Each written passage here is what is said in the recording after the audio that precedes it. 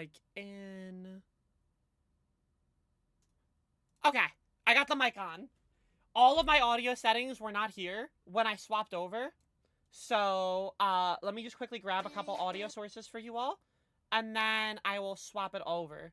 So, hi, everyone here. One moment. I will be good to go in just a second, and we will be hanging out here for the day.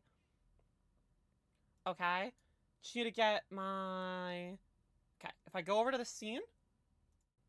Yes. Hi, hello. How we all doing? Hello, hello. We got it. We're good. Welcome on it, everybody. Thanks for being here. We're gonna be... I am beginning my pronouns are she, her. You can call me Chloe.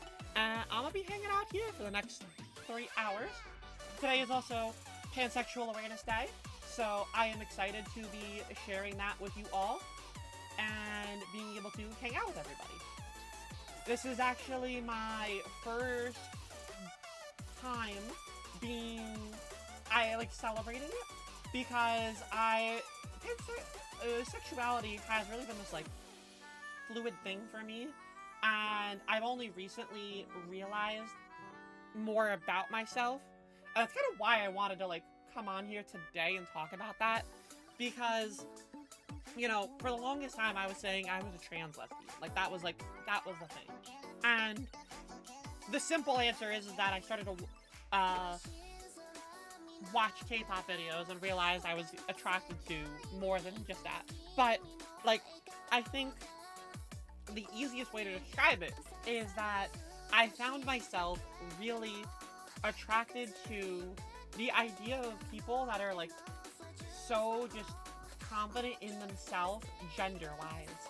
Something about just having this feeling of a masculine presenting person wearing a crop top, or a suit and tied femme presenting person, something like that, where they have this entire confidence about themselves and how they're presenting that breaks away from the societal standards of what masc or femme is.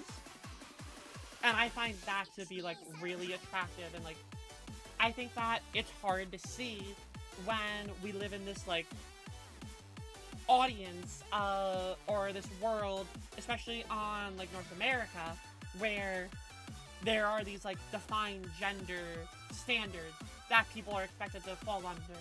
So it's less likely that you see these people breaking past those, and when you do, I think that's why it's such an exciting thing for me, So I think that's the big thing that I think about, and why I've described myself more as pansexual now. I also just like pansexual because it's people like to use bi and pan interchangeably. I just like pansexual because it feels more all-encompassing. It's less to do with to me what you identify as, and more just hey, if I think you're attractive, I think you're attractive regardless of who you say your identity is. It's just a simple term for me. It's how sometimes I like to describe things as queer. So that's this is the terms that I fall under right now. But I also know that for some people, falling under that is not as easy. And for some people, finding those terms isn't something that they necessarily want to do. So it is something that I think is more unique, but it's how I feel. And with Pride Month right around the corner, it's nice to at least feel like you have that sense of pride in yourself, and that you want to share that with people. So, speaking of things to share, it gets better actually sends myself and a bunch of other ambassadors this box here that I had duct taped over for my information. But inside here is what they have. They sent a bunch of goodies, and I actually wanted to show this off. So, if we hop in here, you can see there's a bunch of little goodies in here. So I will be digging things out one by one, starting with the very cute little bag that has It Gets Better on it. Love this. I will definitely, this is the kind of thing that I could see myself taking to, the pool during a barbecue during the summer and something like that. Something that's, easy to and light to carry. I feel like I will probably use this during the summer, so I'm excited for this little tote bag. And then it actually came with like a little zipper pouch as well. You love that. Also inside was a little a ruler poppet, which I am ADHD to the max, so stuff like this is just like really fidgety and fun for me. This is like the best thing to give me. I hate admitting that how much I love these things because I feel so silly, but God, do I love these things. And then there's a couple pins. We got a cute little It Gets Better pin here with like a little coffee cup almost like a boba tea kind of look. And then we got a little water bottle, one of that. But the most important thing that it came with was the It Gets Better Queer book. So this is a book that is meant for like a lot of the young people who might be trying to explore their sexuality, their gender identity, etc. And it is a lot of people and their story. So in it, you have a lot of just like various people sharing their experiences and their exploration of themselves, which I think is just like a really like wholesome thing to be able to find. And so I feel like, because one of the things that I realized is when I first came out, I had told myself I didn't want to hear about other people's experiences because I didn't want it to dictate my experience. And I realized I didn't want it to dictate my own experience, but it's also important, I think, for sometimes people who are exploring themselves to hear their own stories and their own experiences and all of that for themselves. Hi behind, welcome in, hope you're doing well. So, it's one of those things where I feel like I now recognize the power of other people's stories and experiences, especially when you're younger and you're really not sure where you can get this information from. And I think that's why like the queer book and It Gets Better is so nice to have that aspect of things. So yeah, today's plans for me are, we're going to be on Pokemon Scarlet and Violet, and I am going to be doing some shiny hunting, but I also want to shiny hunt for Pokemon that have the shiny colors for the pansexual flag. So I have a couple in mind that we're going to go into, and I think we're just going to jump right into things. Sound like a plan, everybody? But I hope you are all doing well, and thank you for being here. Let me pop up the gaming spot here. Let's see, do I have it? I do not. Hang on one second. I will get this all prepped. Clearly, I thought I had this scene, so we are going to do uno momento, shiny time. Okay. If I do this, if I do this, if I do that, will this be good? Hello, will you show up here? No? We're just not going to show up here? Okay. I love that you're just not showing up right now on the scene. Alright. Worst case scenario, I know what I'll do. Beautiful. There we go. Nice and easy. Nice and easy. Nice and simple. I'm not gonna overcomplicate it. Let's not waste our time. Let's just get it out going. So here we are. Shiny hunted in the dark? Yeah. Actually, how many of you were the kind of person, if you ever had like a handheld console growing up, where you would be like under the covers, hiding your like DS or like your Game Boy, trying to like also get light on it though, and not wanting your parents to know that you're staying up late? That's what we're doing right now. We're shiny hunting under the covers so nobody can see me. Mine stopped being that I was trying to hide it, and more, I was the one that was always staying up so much later than everybody else. So if I ever had to share a room... Oh, hi, Zekrom. Well, I wonder what I was doing last time I played.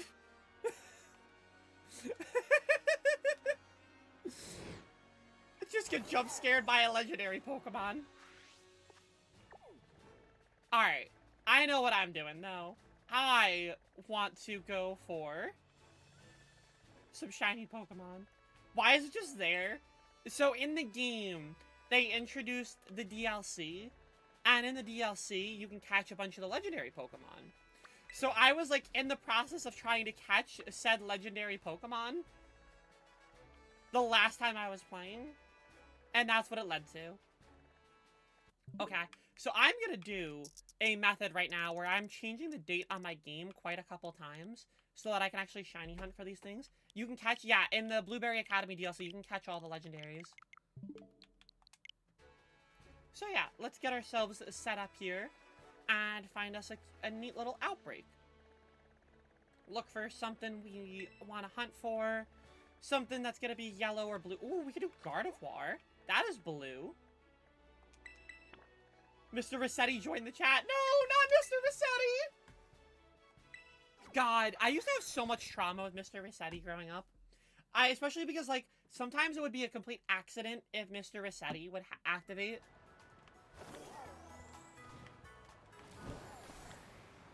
Alright, we're going for Gardevoir. Gardevoir is a Pokemon game where you chain? No. So this one is a little different. This is the most recent one. And in this one, we are going to be KOing a lot of Pokemon. Okay, where are the Gardevoir, though? Is this a fake outbreak? Have I been deceived? Have I been deceived here? So, yeah, while we're getting all this set up, today's, like, a lot of the conversation today is gonna be, like I mentioned, it's gonna be primarily about, you know, like, sexuality. Because for the longest time, I thought that I was lesbian. I didn't really feel any other attractive feeling toward anything other than femininity. But over time, I really started to think, okay, maybe it's actually less like attracted to just women and more like sapphic, which is, you know, it was the idea that I was just attracted to femininity in general, whatever that might be in a person. And I feel like, for me, that was something that it probably should have been like this wake-up call for me. I know what we're going for. We're going over here. We're going for this little guy. Because that already, you can kind of hear it in my explanation of things, that I was starting to realize that my whole, like, understanding of sexuality was very loose and different from what I was thinking about. It started to become less, like, what the person identifies as, and more this loose feeling of how the person is presenting themselves. Yeah, so we're going to be doing outbreaks in this game where we're going to KO a bunch of Pokemon, and then over time, we will be enhancing the shiny odds. So I won't have to catch anything other than the actual shiny Pokemon in this. This method is a lot more hands-off. I swear, if it's nighttime... Okay, no, I can just do this cool. So yeah, we're just gonna KO a bunch of these ones. And keep an eye out for actually a really good blue color. Like, it looks pretty close to the blue color in the pan flag. So it should stand out pretty easily.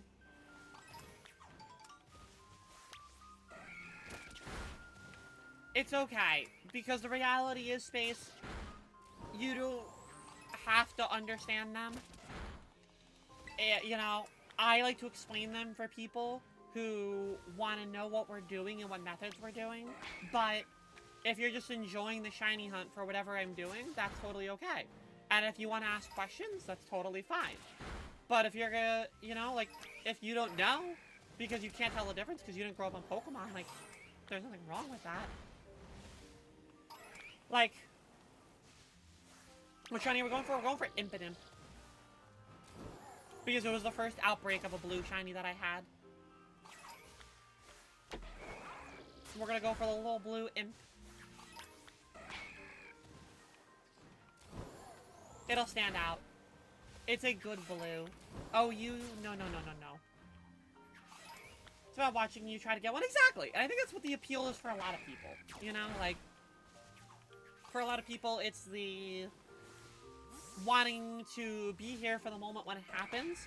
Less so to know the method. Some people like to know the method because people are technical. Like, I'm very analytical by nature, which I think is why I spend so much time trying to figure out, like, my sexuality and my gender, because I really try to analyze things. I even remember when I, like, first came out as trans, and I was really trying to, like, figure myself out. One of the things that I was doing would be, like, I was looking at past experiences in my life, and I was going like, okay, should this have been a wake-up call for me? Should this have been... Like, I was trying to find reasons to quantify myself. Which is not really something that, like, somebody should have to do. You shouldn't have to... Whether it be your gender identity or your sexuality, like... You shouldn't have to quantify yourself for anybody. Because at the end of the day, like, how you're feeling is valid. And if you are unsure, or you decide to change over time, that's also totally fine. Like, again, it's all of, like, I feel like people at times, I think, are too focused on confining themselves, myself included, that when I sometimes would forget that things can be a spectrum. In the sense of,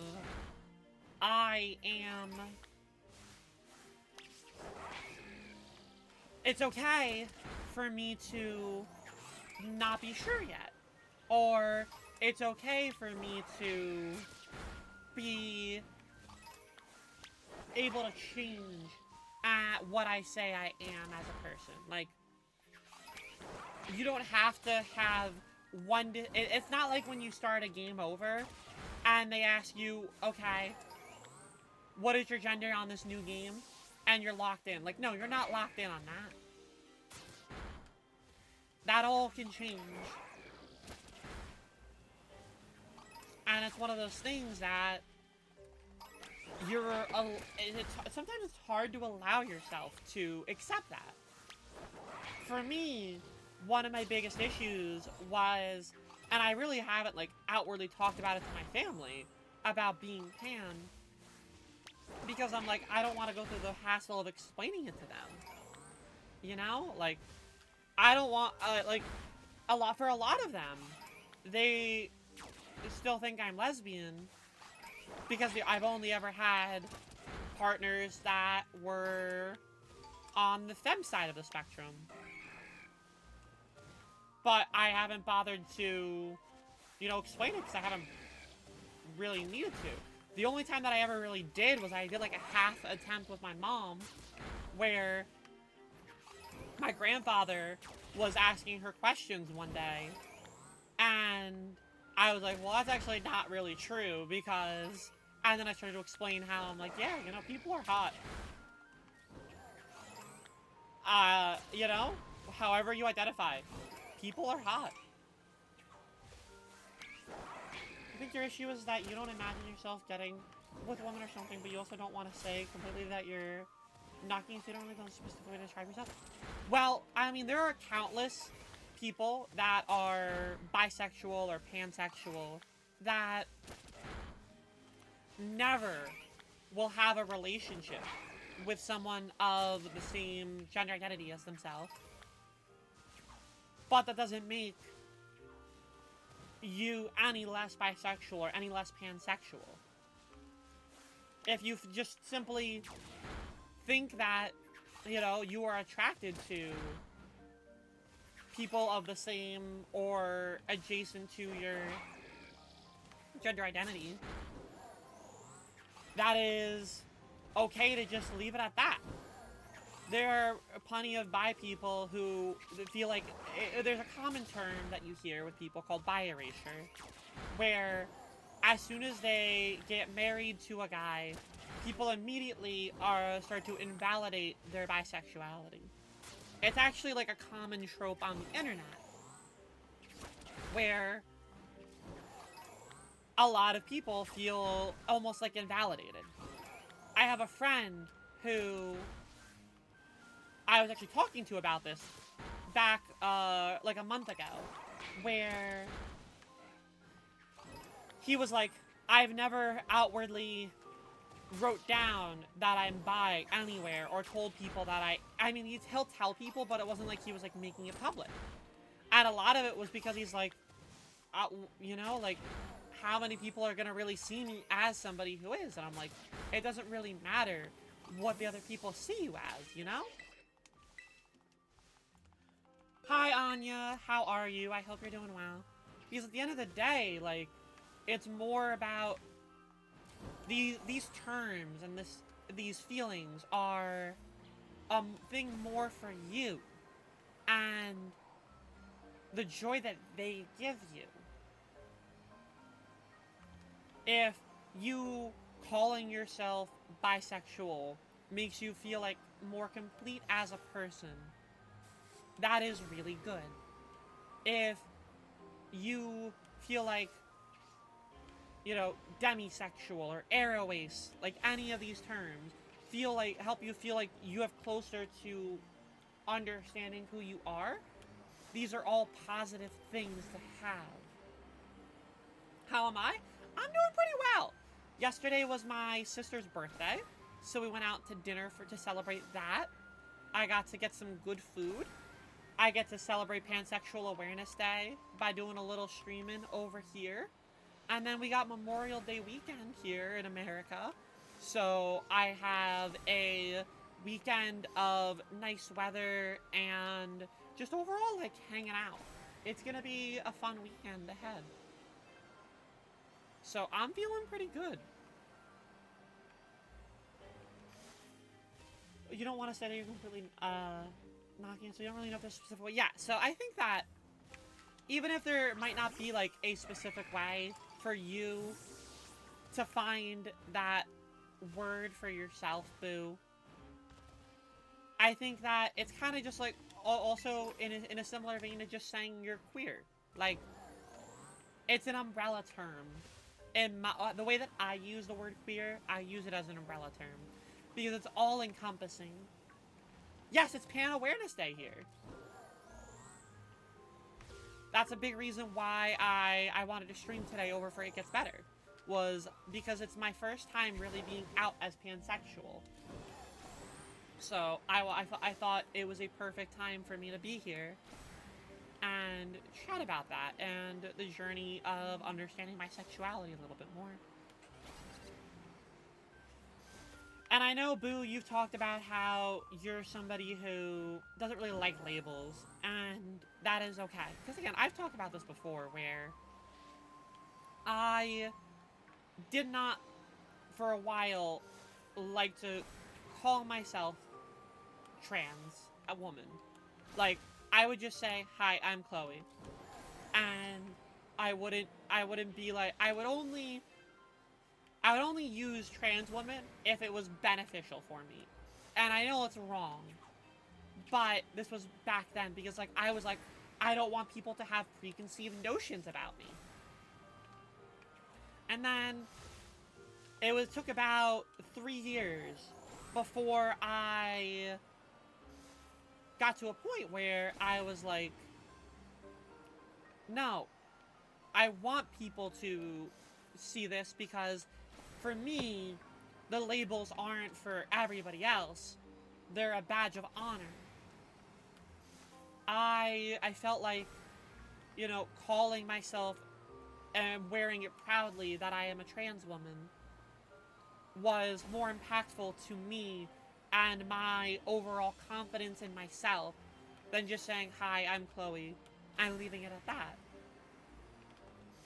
You thought you were Pan for a while at some point? And you know, like, I think that's like the perfect thing, because you say you thought you were, and now like you are on a different side of like the spectrum, because like that's really what I'm trying to, you know, talk about here today, is that sexuality truly is a spectrum, and you can spend a while thinking you're one thing, and then all of a sudden you find like another term that really feels like it describes you perfectly, and you're like, oh, okay, this is what I think I am instead. And that's totally valid and real. You feel like you would just like something to correctly describe yourself. You don't like saying bisexual and people zoning in on the same gender aspect because it's complicated. So you just said straight to avoid it. I feel like there's definitely terms out there that, especially because language is an ever-evolving thing. So I'm sure that that there's probably something. Again, I think queer or pansexual, because pan, it breaks beyond the, you know, gender barrier. You know, to a lot of people, there are some people who don't like saying bisexual because bi implies the binary, and to some people that's, you know, non-binary erasure. And there are some, and I understand I understand that feeling. So I think for some people, it's easier just to say like pansexual, because it's, to some people, bisexual isn't, I'm never gonna be with a non-binary person. It's just, you know, the same thing to them as pansexuality. Which is why, like, learning these terms and understanding yourself a little, and understanding them a little more, I think really does help evolve the overall state of ourself. Similar to what you were saying earlier about pan, you tend to think of yourself as demi-romantic. You're not sure if it really matters to you how they present. You'd rather just be friends first and develop. But yeah, and I think that is something that I've actually heard from quite a few people as, that they describe themselves as demi-romantic or demisexual because for them to get close to somebody is more important to them than immediately developing a relationship. And I think that is a very real like feeling. Like, you know, people will talk about how, oh, I married my best friend, and like, I think there are some people who really want that feeling to be true, instead of it just being somebody who you romantically started to have feelings for and then they became your best friend. I think to some people they want to start with that because you want to establish that feeling of comfort and like love and feeling before it develops into something. I think you're like somewhere between bi and pan, if that makes sense. I think, yeah, that does make sense. Because again, like, just like sexuality, gender is also a spectrum. So like, it doesn't have to be, you know, femme, non-binary, or, you know, mask. There's all in between. And, you know, there's a joke that a lot of people say, but there is a little bit of truth to it, where it's like, everybody's a little bi. And yeah, because I think, like, in the simplest terms, I live by this feeling that it just takes you to find somebody that you're attracted to that you didn't think that you would be attracted to all of a sudden, like, open up that feeling. Like, for me, it was getting into K-pop and seeing Korean men wearing corsets and wearing crop tops and oozing with body confidence and style. Really, just, I found that so attractive, because the idea of just having like gender confidence and body confidence, I think, was something I was lacking for a while pre-op. And so it made it hard for me to have that. So it was just like, look at how confident they are. I find that so attractive because I want that too. You know? It'll probably make it more difficult to find it. I think that we also have to tell ourselves that, you know, a lot of us here are still in our 20s. We have a lot of life ahead of us. And society is already growing in the sense that you don't have to be married at 25, having a kid at 27. Like, gender norms are dead. And the societal norms of what people are expecting us out of have evolved. If you want to have a kid at 25, there's nothing wrong with that. If you're somebody who doesn't find a relationship until you're 30, there's nothing wrong with that. Because we don't really know where life is going to take us right now. And instead of forcing ourselves to be put in a place or a situation that maybe doesn't make us happy or doesn't appeal to our goals in life, then that's fine. Zaz, like, think about how I'm moving across the country to be around friends and be around people that I am close with. Because I don't have friends in here. I got a DM yesterday from somebody in my hometown. And it was the first time they reached out to me in over a year. And I was like, oh boy, what is this message going to be about? And it was them asking me a question out of the blue. And then they started to ask, like, more questions, like, oh, how are you? What's life like? All this stuff. And I was like, yeah, got bottom surgery, moving across the country, like, just dropped everything at once. Because I was still trying to be polite about the conversation. And then they hit me with the, wherever you are, I'll always love you kind of thing. I know we don't talk as much anymore. And I'm like, I appreciate the comment. But, like, for me, it's nice to hear that. But there's the part of me that's also like, I am so emotionally checked out of people here that I still don't quantify it as, like, a friendship. Because what I want out of a friendship is more than what I had with them. And I don't want to invalidate how they're feeling. Because I'm sure that it probably took a lot for them to message me. So that's why I was at least having the conversation with them. But I also feel like I deserved better than how I was being treated. And so for me, I would rather have this conversation and not put any expectations on stuff. Because I've learned what friendship is for myself and how I feel about friends. But it took me going on to Twitch and, deciding I want to move to really feel like I've fostered what I'm looking for. And I feel as though, it's one of those things where I never would have anticipated that being the reason. Because prior to Twitch, I would have thought that friendship, that was what a friendship was supposed to be like. Prior to, meeting other people outside of the state of New Jersey, I was like, okay, maybe that's just how it is. No, and then I realized it's not how it is, that's just how the people in New Jersey were to me. So, I think that it's this glass half empty, glass half full situation where you yourself, I think it's important to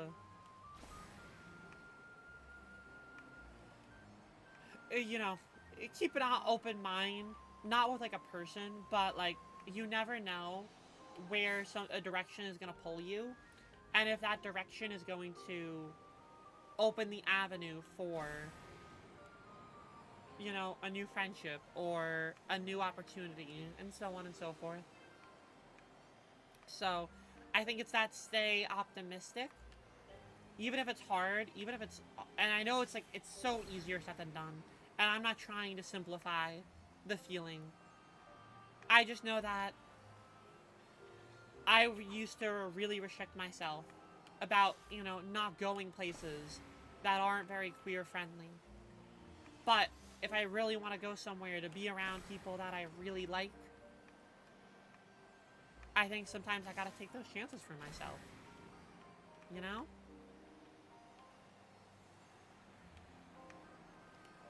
I gotta be willing to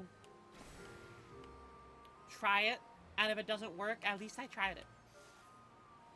Because I'm tired of myself feeling stuck in one place or feeling content with where I'm at.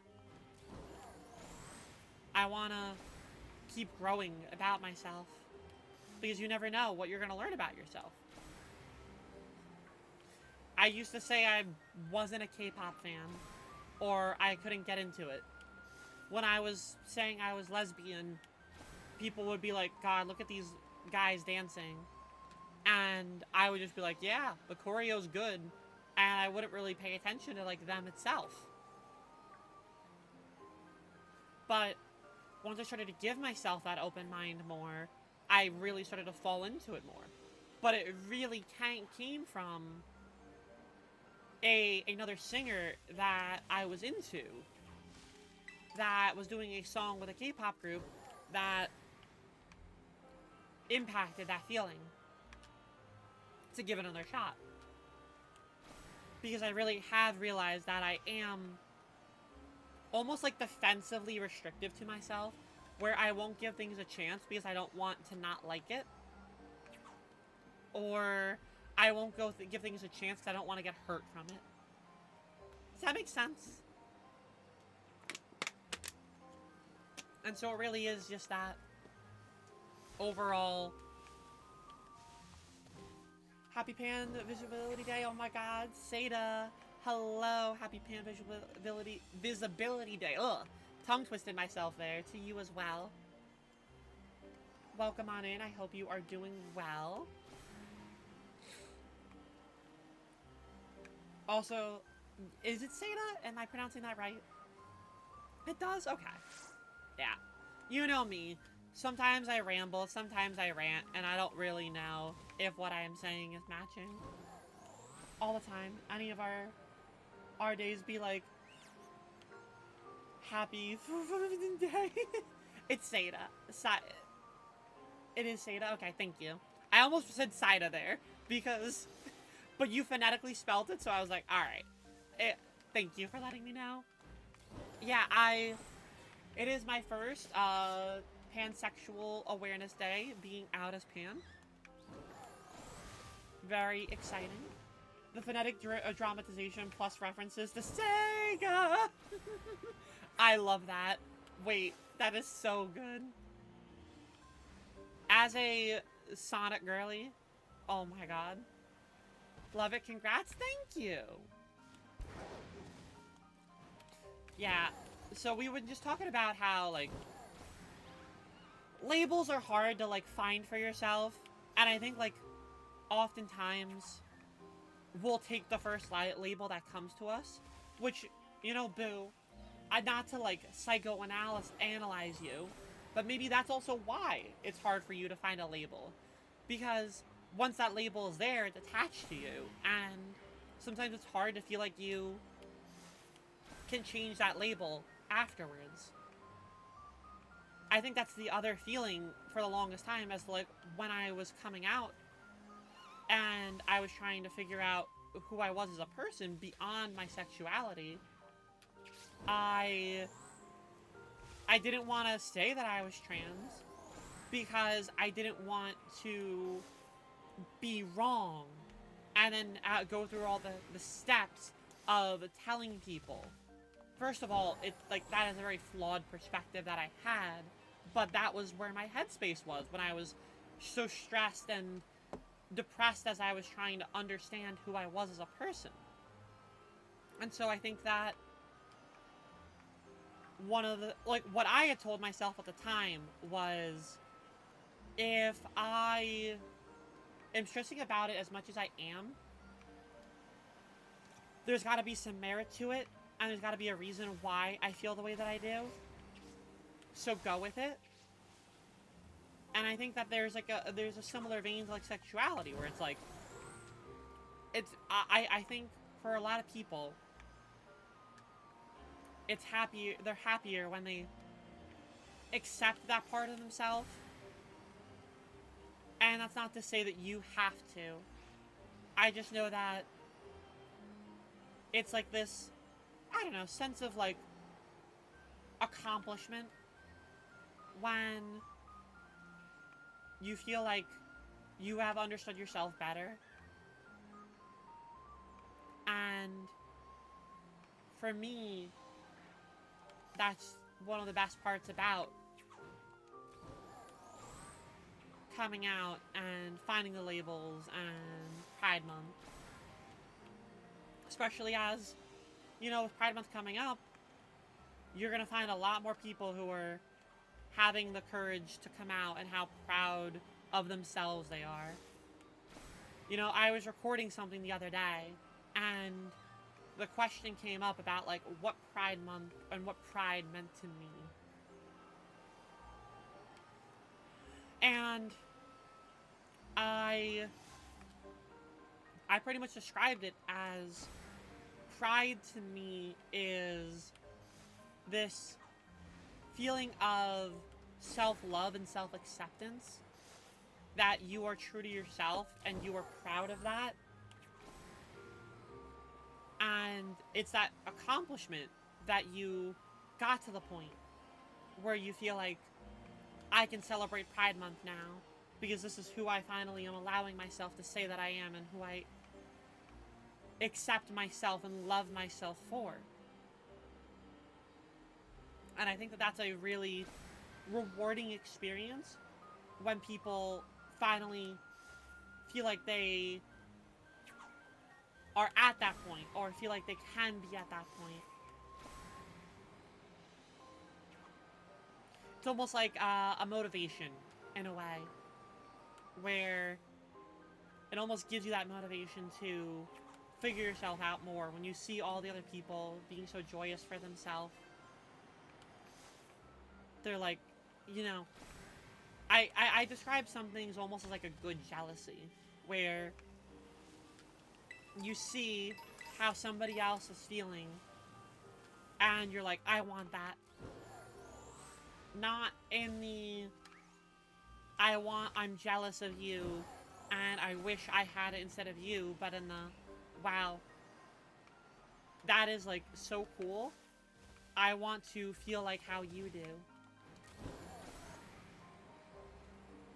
Or I want to get to that point that you did.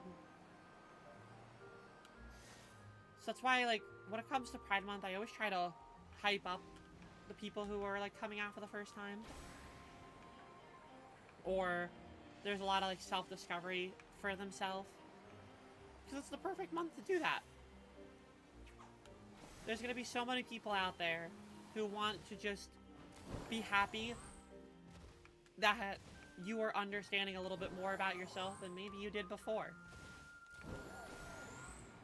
There's going to be so many people out there that are excited for you, and even if just, you also don't know how much of an impact you coming out can be to people around you.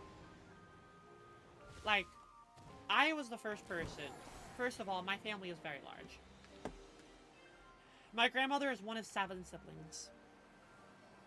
My mother is one of 2, and my dad is one of 4. Every parent has had multiple children. Family gatherings are traditionally 50 people. I was the first person in my entire family who outwardly came out. Nobody else had done that ever. And maybe it's a little bit of ego stroking to say, but there's a part of me that feels like every time another cousin has come out, part of it has probably stemmed from seeing how the family responded toward me and accepting of me. So they were like, if they're accepting of me, they can be accepting of, you know, them. I think for a lot of people, that's why like Pride Month is so good, because they see all of this outwardly love and support, that it's like, I want to, if they can have that, I can have that too. You're probably just scared for being dramatic about a situation and making it into a big deal when the answer was so simple. If you just, like, when if just straight with extra steps the whole time. And I mean, if that's how you feel, like, I think, like, I don't want to say that's, like, almost, like, unfair to yourself, calling it straight with extra steps. But it almost does feel like it's, like, unfair to yourself, because it almost feels like, again, then it's almost like you're denying, like you're saying, like, it could be scared. It almost feels like you're scared to say that because you don't want it to be real. Because you're afraid of, you know, and I'm not trying to say you and, like, you specifically, Boo, but, like, a general you. Totally get that. Not the bad kind of jealous, but more you figured it out and wish you could too. Exactly. Like, when I see a person having a successful Twitch stream, I'm like, damn, I'm jealous. But I'm jealous because they finally figured out their formula. And I want that too. No, it's not rambling. It's not rambling, Boo. Because it's the conversation we're having. And it's an important distinction to have this conversation. Because again, without these like, It Gets Better is about queer empowerment and storytelling, through storytelling. If we're not telling these stories and talking about these things, then it's so much harder for people to learn about themselves. Hi, Quinn. Welcome in. I hope you're doing well. And so, I think that I'd rather these, even if they're hypothetical stories, these examples come through. Because all they do is help us, it might help somebody here who's not just listening understand themselves a little bit better. Maybe it'll get them to think about themselves more introspectively. Maybe they'll dive into more of a try to understand themselves more instead of accepting what they thought they were. And maybe they are who they thought they were. And that's also okay. And yeah, it can still be a big deal for you, even if it ends up just being because again, to some people, it means more than a word. For me, I've turned that term into, again, a badge of honor. I'm not afraid of what you have to say because I know who I am, and if you're going to say something bad about it, then that shows more about you than it does about me. The amount of transphobia that I have dealt with over the 7 years of Twitch streaming, they're just upset that somebody else is happy and understand themselves.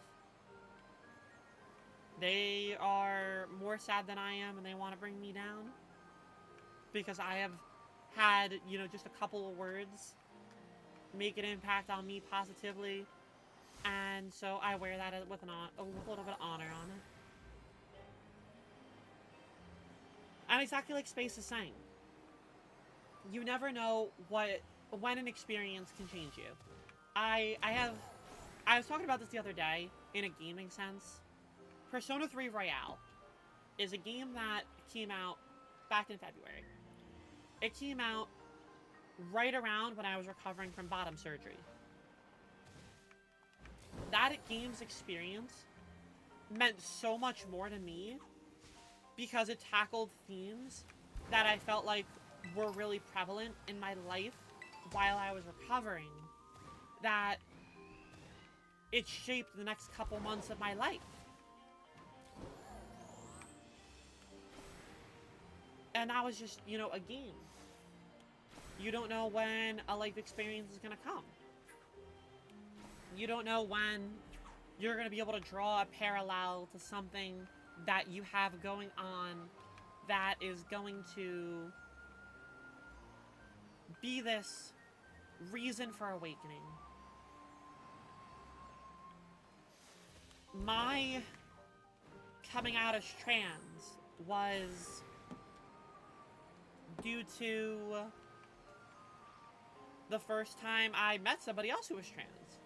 It finally opened this almost like blocked thought in my head, because I remember I would talk about how I would have dreams when I was like 13.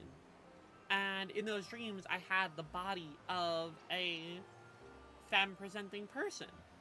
But I would hold off on those thoughts because I was afraid of what that would mean.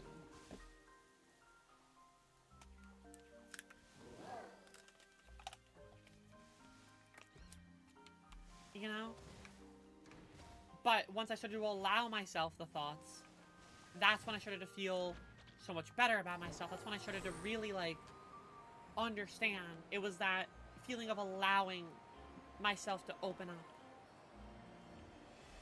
You felt like folks who identify as LGBTQIA+ have figured themselves out more than you have? I mean, I think that, in a way, first of all, like, you can be straight and trans, so it's not always going to be the case. I know you didn't mean it like that, but, like, I also think it's important to register, like, sexuality is just one factor of figuring out yourself.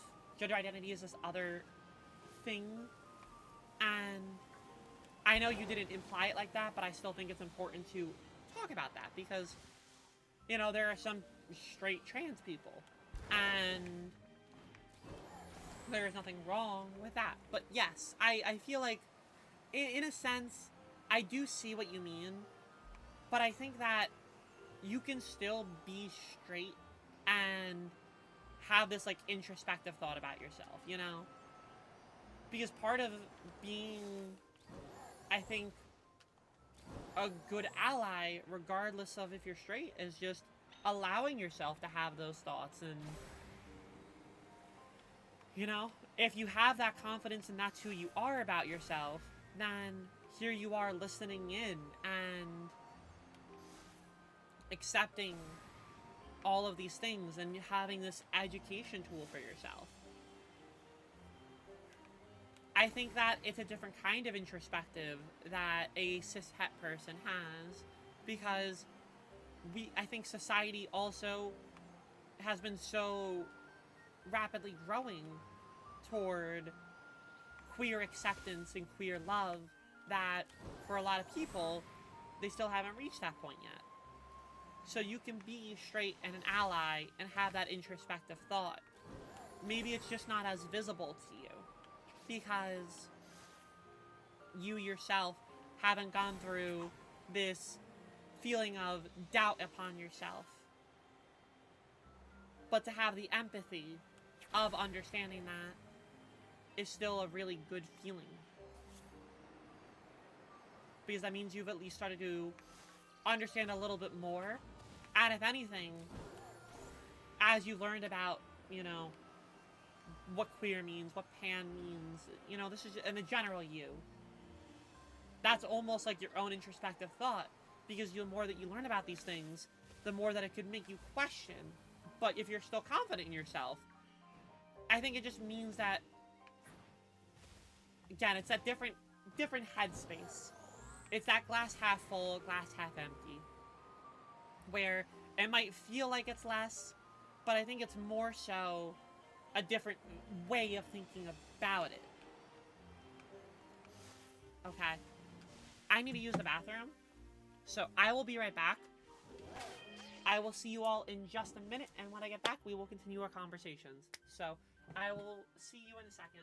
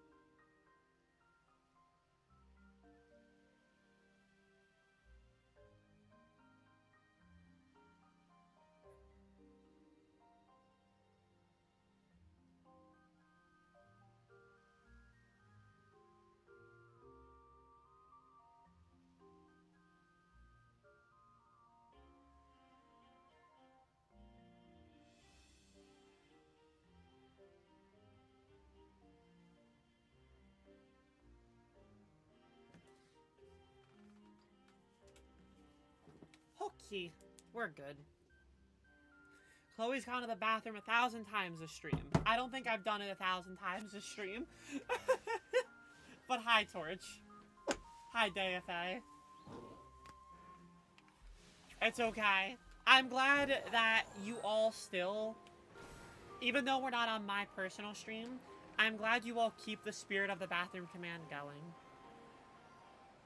Live your best life. Hell, do it in a chat. Type it out word for word. Have fun with it.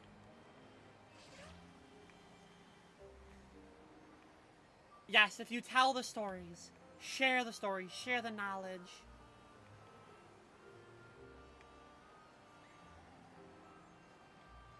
Yeah, so I feel like, I don't know, it's hard to allow yourself to give yourself an understanding. It's easier said than done to be like, oh, you know, this is actually who I am. But I also think, like, when you have the right friend group, I think that also makes it a lot easier. When you have the right support system. Because when you truly feel like you have the people around you who want to see you at your happiest or want to be there for you during moments of, I guess the easiest way to say it, of being lost, and help you figure it out. I think that's such a, for me, that's such a exciting experience to be on that end of the stick for people. You know, I used to have friends tell me I should become a therapist. And this was as, like, early on as, like, middle school. And they would tell me that because I was the one that was, like, always giving, like, the good advice and things like that. But I think, like, part of why I would also always be willing to was because I just enjoyed having a friend who might have been having a hard time all of a sudden get to a point where they themselves are happier because they were able to have a conversation with me. I think that is such a rewarding feeling for me, knowing that I helped somebody have their day get better because I was able to listen or provide them advice that I try. But also, I think a lot of the time when and I'm realizing this a lot more about myself. Sorry, my breathing's a little bad right now. Give me a second. Okay, we're good.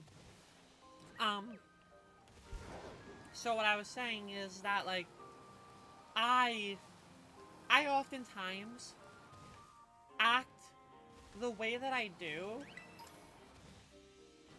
almost like, maybe, I don't want to say selfish because I feel like that's the wrong way to describe it, but, like, sometimes I act the way that I do for other people because I want that same feeling back, and sometimes I don't get that back. Or growing up, I might not have gotten that back. I want somebody to feel like they can reach out to me if they're seeing something wrong with me. Or, you know, if I really feel like I need to reach out to somebody, I want to know that I have that person too. Because it's hard to also put yourself out there. And it's hard to, I guess, trust when you could have very different experiences before in the past.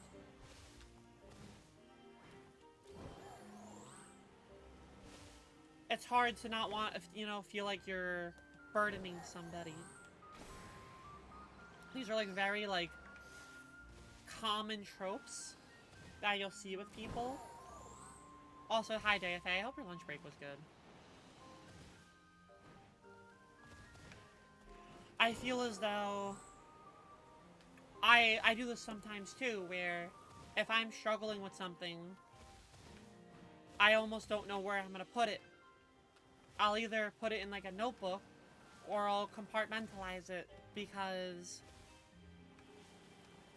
I don't know where else to bring it. I don't know where else to put it. I don't want to put it on my friend because this friend doesn't do that to me. So who am I to do that to them? You know what I mean?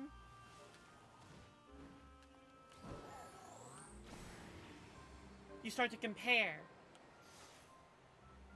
Oh, why is my pain worth go talking to my friend over when they've gone through this, and this? And I think that is such like a simple thing to do that is denying yourself, again, the ability to have somebody to talk to about this stuff. It's okay to be scared to talk about these things or learn about yourself. It's okay to be wanting an opinion.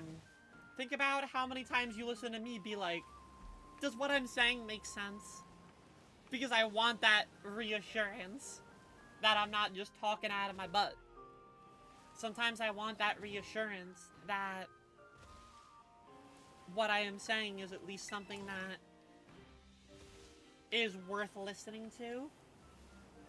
That you want that feedback as well.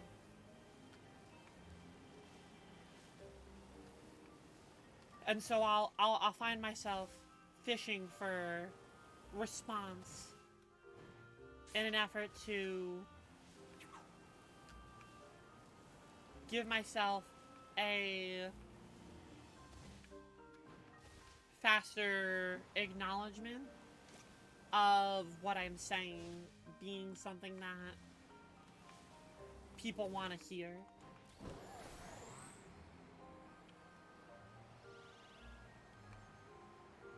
But yeah, I know that is just like one thing that is easier said than done. You know what we're gonna do? We're gonna pop a fairy sandwich. I know what we're gonna do here. We're gonna get a fairy sandwich going. You think like that a lot, especially last night. It doesn't have to be something to do with anything sexuality-wise. But you often find yourself struggling alone because you feel like you can't bother anybody with your issues, even though there are people probably willing to listen. Yes, and I am the same way. You know, I myself have been struggling a lot with streaming and feeling good about it. But I haven't really known where I can talk about these feelings. I feel like I don't want to put that onto my best friend because... Sorry. But it's one of those things where she isn't in the streaming world, or she herself isn't somebody who is someone who, you know, she has her own plate. And so I don't put that on her because I'm like, well, she's got her own stuff to deal with. But it's also okay to, because like if you don't, then it's only going to build up and get worse. I think it's a really easy characteristic for ourselves to fall under, to just deny ourselves help because we don't want to burden the people who want to be there. Hi, Mr. Mayo. Welcome in. Hi, Wolfie. Welcome in. Hope you're doing well. You're the same thing. You've never been able to put it into words. I'm glad that, you know, how I'm explaining it also is able to help you get the words that you're looking for. Because, again, like, that makes me feel good. Like I've been saying, like, I want to be this person that helps people either understand themselves more or are able to feel like maybe they finally were able to find the words they're looking for. How are we doing today? I'm doing fabulous. I have... yesterday was my sister's birthday, so we went out for dinner for her. It's Memorial Day weekend here, so we got nice weather and barbecues. I got new games came out this weekend. I'm looking forward to playing. It's gonna be a good weekend. So I'm feeling good. And of course, I get to be here on Pansexual Awareness Day talking about, just myself and do some storytelling. I hope that you are doing well too, and thank you for being here. You definitely feel that you've always found it hard to reach out. Yeah, and like, I think it was especially prevalent for me. You're working Memorial Day here, but this means the holiday pay. True! I had a job. I worked at the boardwalk when I was in high school, and I was bussing tables. And when I tell you that that was supposed to be one of the best days to work, but they literally brought on every person on staff to work that day, it felt like. And so working in the restaurant industry meant my tips were dictated based off of a percentage of every other person who was working. And so I made like no money that day. And I was like, that's what I was like, I'm quitting. Because Memorial Day was supposed to be such a good holiday payday. And instead I walked away for 8 hours and I made like 20 bucks. And this is back like a decade ago. I was livid. I was so sad. I was like, I can't do this anymore. But I hope that you are able to enjoy your weekend. Did I play Wuwa yet? I have. I actually have. I'm level 25 in it already. I have been playing it a lot. There are optimization issues with the game. It runs a little poorly at times. However, the combat feels very fun to me. I like the character designs. I have enjoyed the gacha system and the exploration. So overall, I would say it's something that is worth trying, especially because there's been a lot of issues with the game. And so, like, for instance, they're giving a free 5-star selector starting on Sunday. So and it'll be available for a year. So anybody can just get a free 5-star character due to the stability and problems that they've had. So they're doing a lot of, like, stuff given away because of the issue. So it sounds like they are actively trying to improve on it more. You can't work with food, too picky of an eater. No, that is totally fair. So that job that I had was the first job that I ever had. So at the time I was not picky, but I don't think I would ever want to work in the restaurant industry again. The only exception is maybe being a bartender, because I feel like being a bartender is a pretty natural progression for being a Twitch streamer. I yapped to you all, and now if I become a bartender, I can yap and make more money from tips because I'm actually talking to the people there. But in terms of like a waitress or cleaning tables, I would just be like, no. I can't do the industry.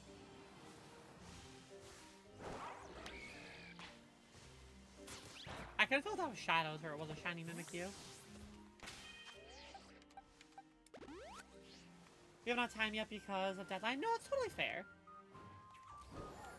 The good news is that the 5-star selector will be there for a year. So whenever you want to try it, it's there.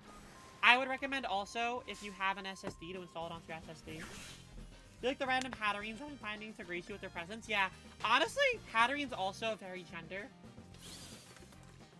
So I will not complain about seeing random Hatterines popping in and out.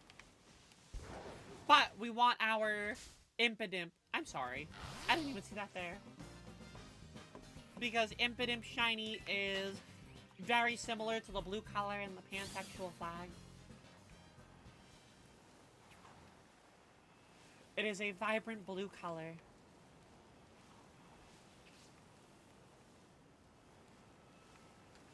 Right now, you just work at your little dog cage of a gas station by yourself. Nothing fancy, but hey, I mean, no, that's good. I'm gonna be real. I'm a full-time content creator. I don't make 17.60 an hour. So, hey, I would not, I can't talk. I can't talk. Hatterene is very much a gender mod, 100%. Hatterene was the first Pokemon I ever, or one of the first Pokemon I ever bought to the first VGC tournament I did. The team that I had was, it was Hatterene, Conkeldurr, Dusclops were the core four. And then I also, I couldn't even remember the other two that I had, honestly. But they were slow Pokemon because I was doing Trick Room. I wonder if I still have the videos of it back from then. Because on my YouTube channel, I have privated videos of every battle from that tournament I did.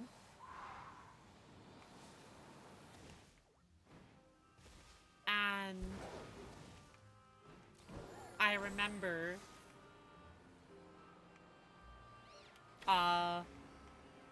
that was way before I was even webcam. It's like such a relic lost to time because, and I was talking about this before with how people were like, oh, I didn't realize that this isn't my my natural speaking voice.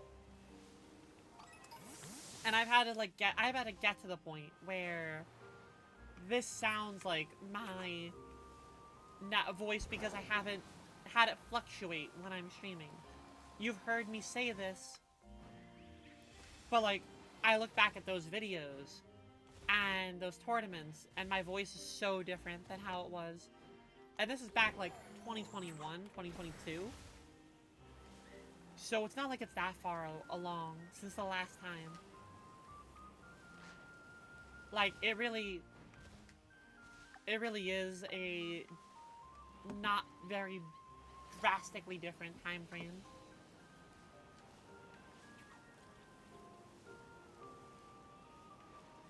I don't know why I'm so yawny. Honestly, today was one of those days where I woke up at 7:30 to use the bathroom, and I was wide awake, but I was like, no, go back to sleep. Get more sleep. And then I woke up at 9 and I felt worse. I felt worse after sleeping an extra 2 hours. Why is my life like this? Why must I struggle?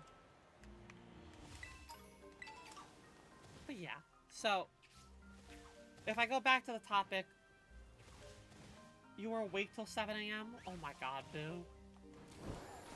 Your main team was a shiny Umbreon, Sylveon, Vaporeon, Gengar, Meowscarada, and whoever you were trying to level up. Ooh, okay, so you had half the Eevee squad, half the, very just, like, personal favorites. I love that. I love that. I want to get back into VGC, and so I probably will, especially because I'm going to be going to NAIC, which means I'll be watching Pokemon VGC, and I'll probably get inspired by it, because I'll see these people competing, and I'm like, I want to do that. Sleep feels like a mistake 80% of the time unless you do it an hour or more than, or more than 4. Literally, though. But like, at the same time, I was like, if I stayed up until 7:30, I knew I'd get tired at some point, and I'd want to take a nap. And I didn't want to take a nap before stream. So I just suffered, and accepted my fate. Alright, speaking of things can we accept our shiny already? I want to start working on the second color of the pan flag.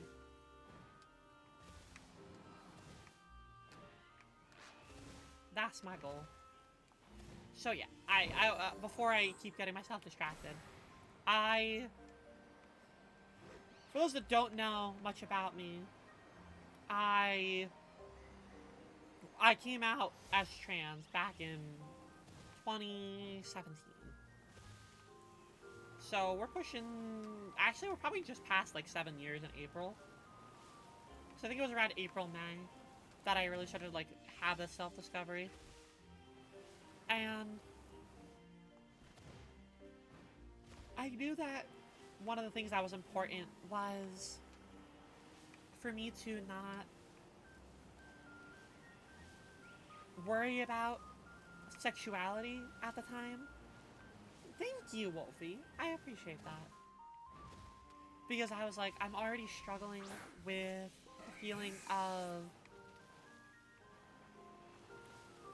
just not knowing myself and wanting to understand more about myself, that I was like, if I put more onto my plate, that I'm only going to stress myself out more. And it was very apparent how stressed that I was putting myself onto when I was coming out. I was still in college. It was close to final season. I had friends that would see me and they would just be like, you look hard to be around. She would never tell me she didn't want to hang out with me, but she was like, it's very apparent that you're like stressing about something. And I'm very thankful that she never pushed me away. It probably also helped that I had come out to her first. So I think that she knew that I didn't have anybody else at the time. But that took like an entire month. And part of it was my own internalized rejection of myself. So I think that because of that and the stress that I had put myself onto, I almost just defaulted to, oh, this is who I am. I've always liked women. And I didn't bother to put much thought into it. And then I kept kind of telling myself that this is me. And didn't really think on it again. But I think between, working at It Gets Better and meeting people from all different walks of life, like I've been saying, how storytelling is so powerful, you really start to be willing to explore that part of you.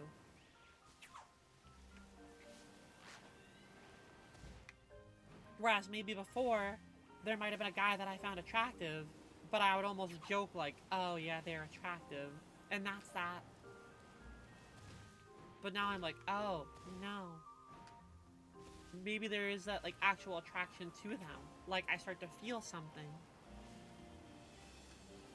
And I think that I had to allow myself the ability to think about that more. Otherwise, I probably would have been out much sooner about this.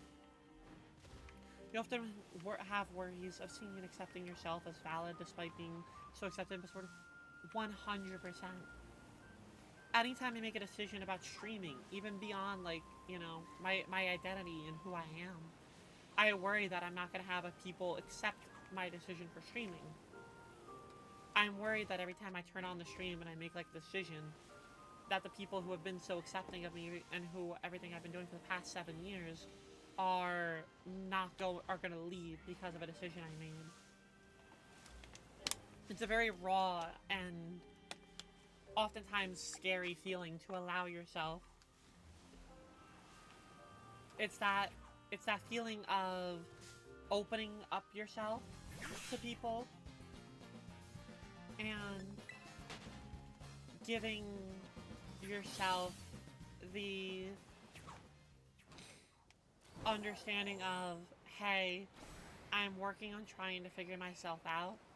Please be patient with me. Or, I'm gonna try this and hope that people want to be there for you. It's much more loving to do that. Yes, and I agree. I feel lucky. I feel lucky that not only do I have one platform, but I have two. Like, this isn't my main platform. And by that I mean like this channel. I'm lucky that I get to feel like I've had two platforms that are loving and supportive.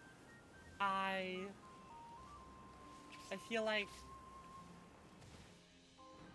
It Gets Better has been this family to me and the other people that I've met who watch other It Gets Better streamers and ambassadors have been just as accepting and around as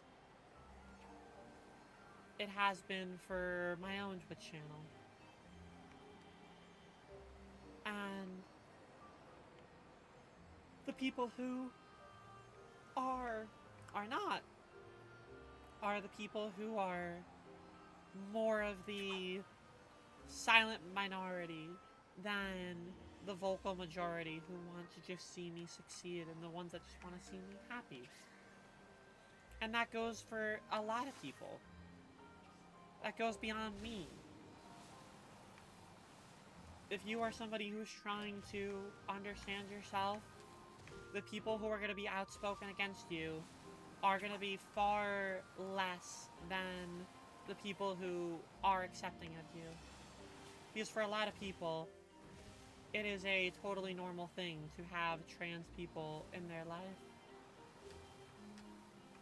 And or, you know, to have a lesbian friend or to have a bi roommate, like, these are all feelings that, for a lot of people, have become normalized. For a lot of people, it has become this, I remember early on when I was still trying to come out to people, and I was still, like, new to the whole idea of being trans. I remember I came out to somebody, and they were like, oh yeah, we got plenty of trans people in this community, and, like, shrugged it off, but not in the, I'm not gonna support you, but more like, I was worried that this was something worse, like something like you need help, and are you okay? And it was like that moment where I was like, yeah, there are more people like me out there, but some people have come out before that, and they've been more out about themselves. You're deserving of it too. No worries, get back to work, Wolfie. I appreciate you stopping in even for a little bit to chat. Go have a good rest of your work day. Hopefully you can enjoy your Memorial Day weekend, and hi, it was nice meeting you. Thank you for following It Gets Better. I am beginning, and hopefully we see you around again. They didn't make a deal about it normalizing so great, exactly. And I think that that's like an underrated thing. For some people, I think you think that this is gonna be like this 20 questions as soon as you come out, but I got to a point when I was coming out where, yeah, I just wanted it to be like, I remember my grandmother would be like, Uncle Tim doesn't know who you are yet. Can I tell them? And I'd be like, I'm tired, Grandma. You do all the work. I don't need to go through the story again.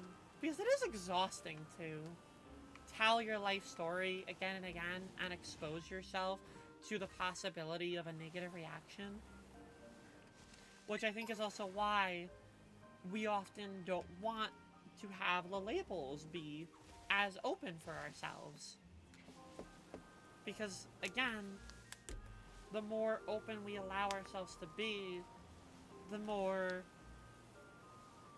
we allow rejection to come, possibly, and that's scary. No one wants to be rejected. No one wants to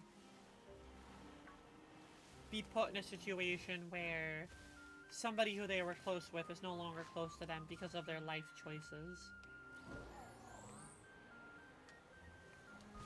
But at the same time, there's a lot of people who are probably wanting to be there for you when you're happiest and wanting to,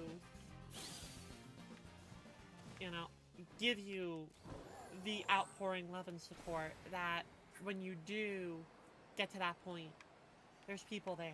There's people ready.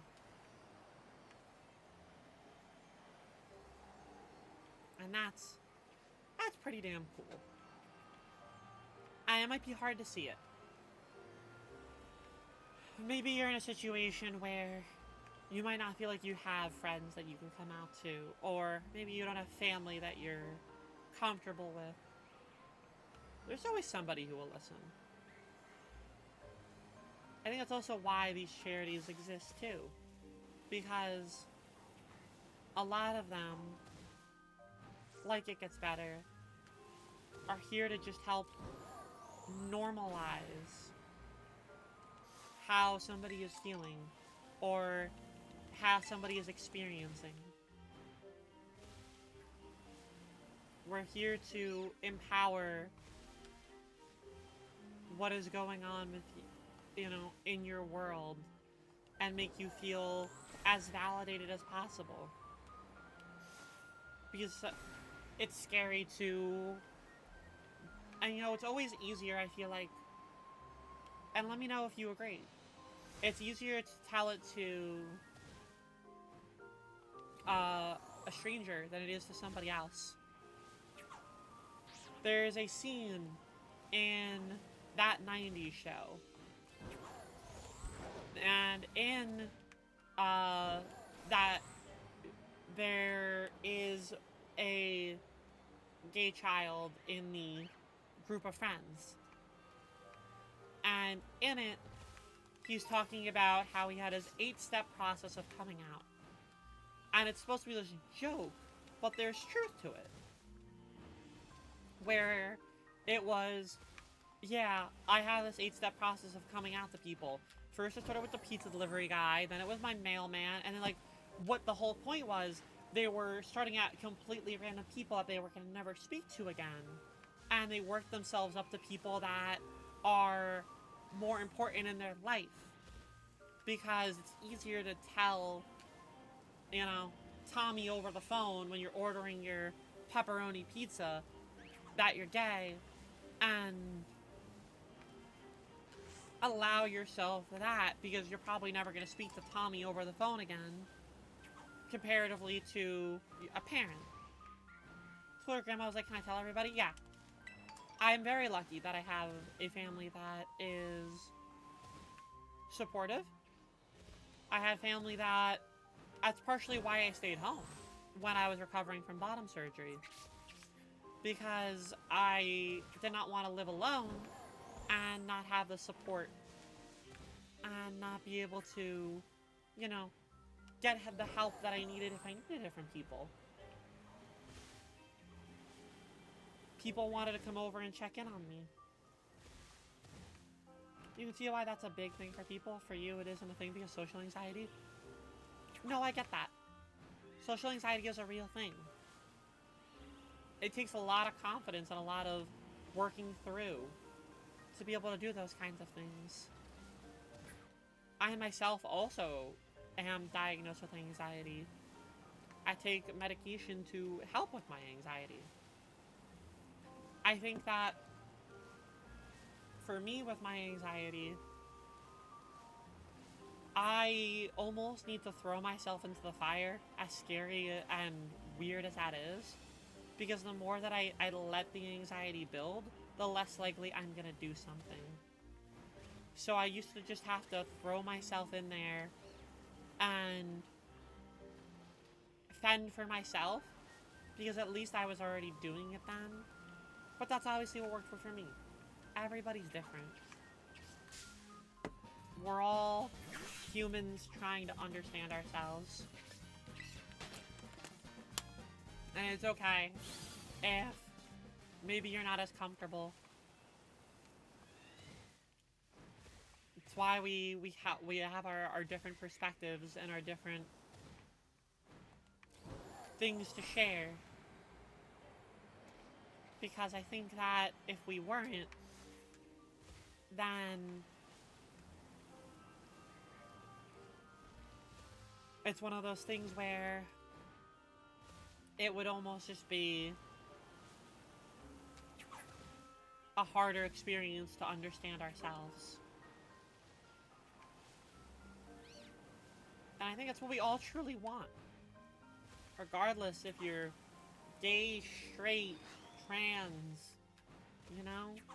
it we want to be at a point where we feel like we understand our body, ourselves, who we are, what we like, what our dislikes are. But but that's also the journey of it all.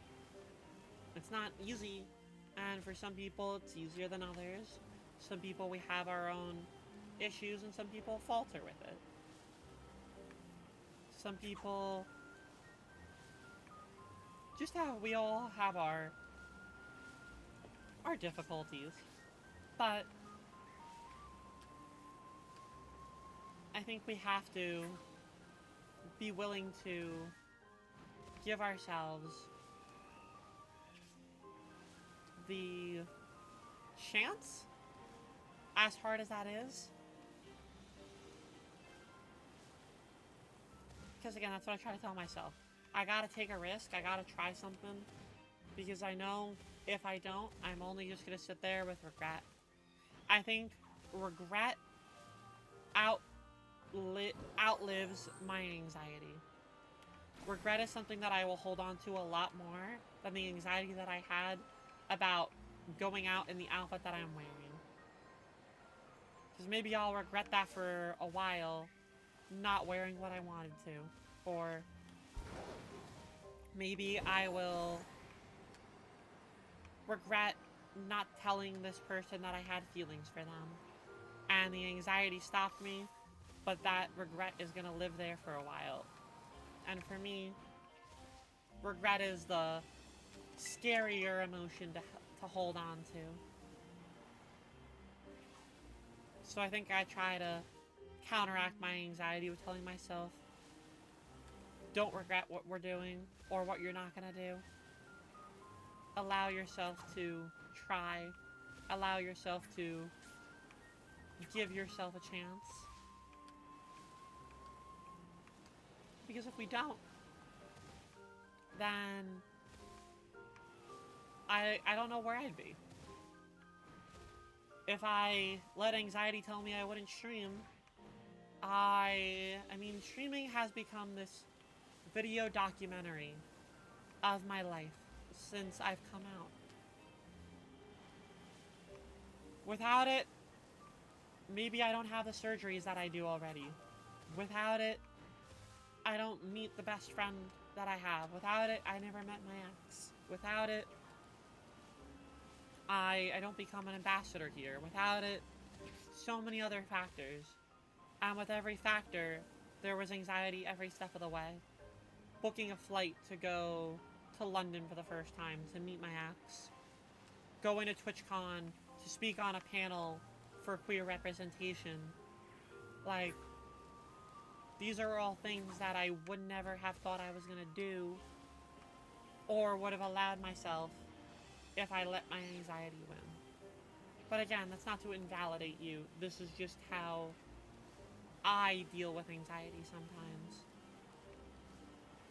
I try to find the positives that are gonna come out of this, then let the anxiety. And sometimes I don't win.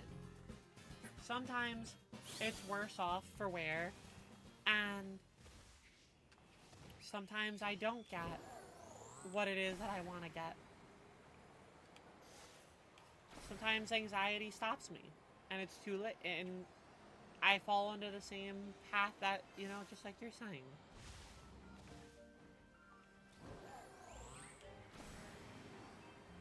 Sometimes I have to give myself hard love.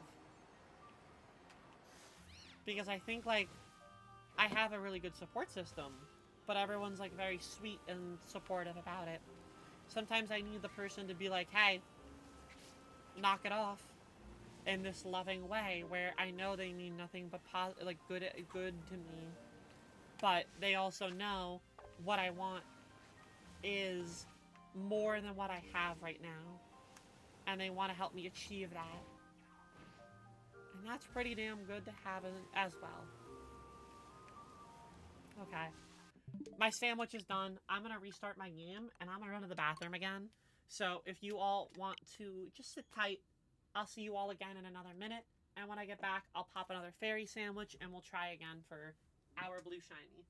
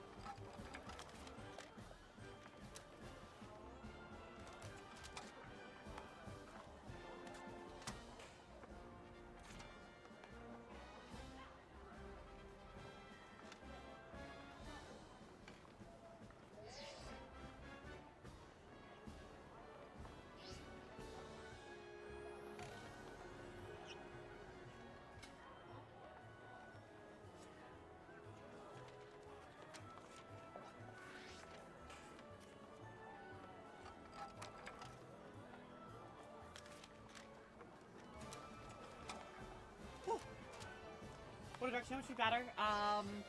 So I am doing a fairy sandwich because I can also go for Meryl after with the fairy one, and I can get the yellow color for the pansexual flag. So doing this allows me to do 2 in 1, which is why I was trying to do a fairy one instead. That way I can just run right off after. So I was trying to double dip with it. And there isn't like a dark type that I wanted to hunt for after this that would fit the pan colors.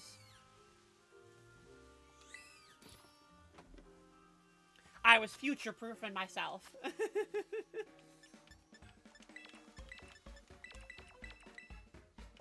You see here, I have farmed a little bit over the past couple days on new Herba Mystica, but I only have, 9 right now, so trying to use one for every, what's it called? Every single,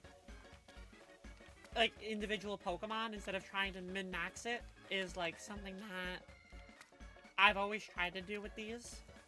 Especially if I'm doing, a challenge. Shiny Paldean Wooper. I do like the Shiny Paldean Wooper. It's definitely a good one. Big fan of the little guy. We could go down that path. I also chose Impidimp primarily because it was the first outbreak that I saw of a blue shiny that I liked.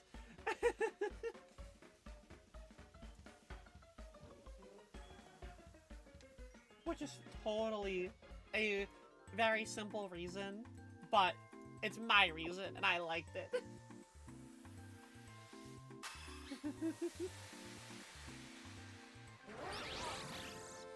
As somebody who just likes tomatoes, this might be the worst sandwich you've ever seen me make. I'm a big tomato girly, I'm not gonna lie. But I feel like...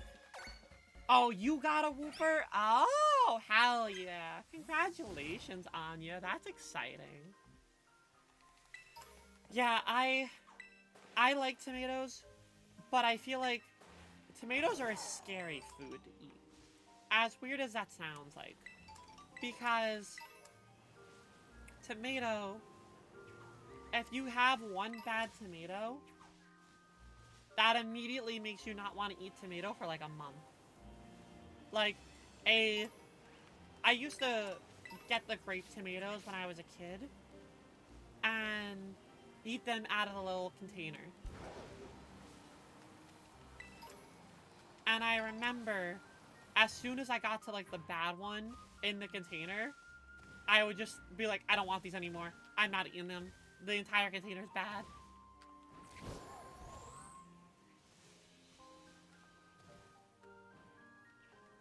You have phased 15 times for a Pikachu. Goodness. I wish you the best of luck. No, I don't want the Charger Bug. Are you doing Pachirisu right now, or are you doing it in BDSP, JFA? Are we Look at Pikachu sitting on the stump! Why is that just so adorable? He's just a little guy sitting there. My heart's gonna melt. I got you addicted to radar again. I'm sorry. At least you aren't experiencing the pain that I did from last stream.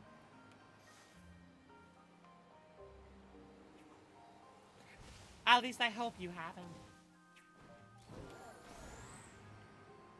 I still haven't gotten over it.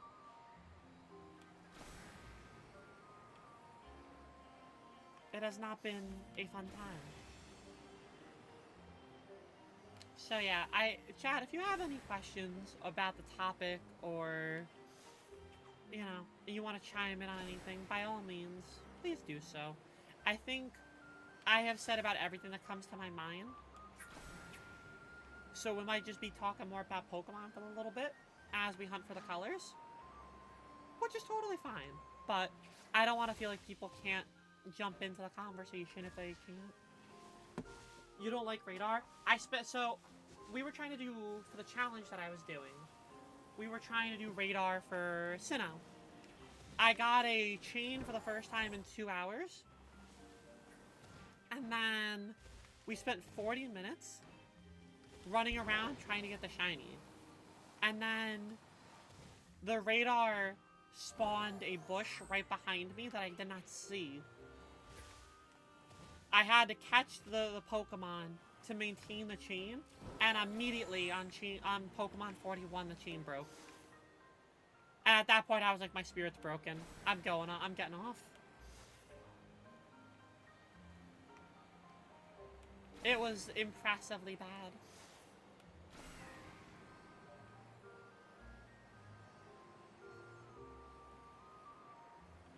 Like, I know you said you've gone through like 100 repels. I think I was at like 40 before that happened.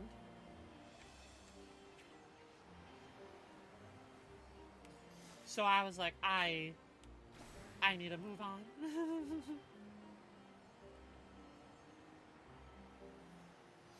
I could not.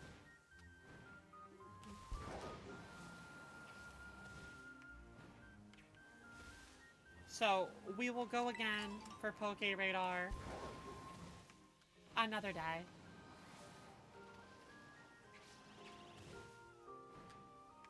It'll probably be like Tuesday or Wednesday. Probably Wednesday.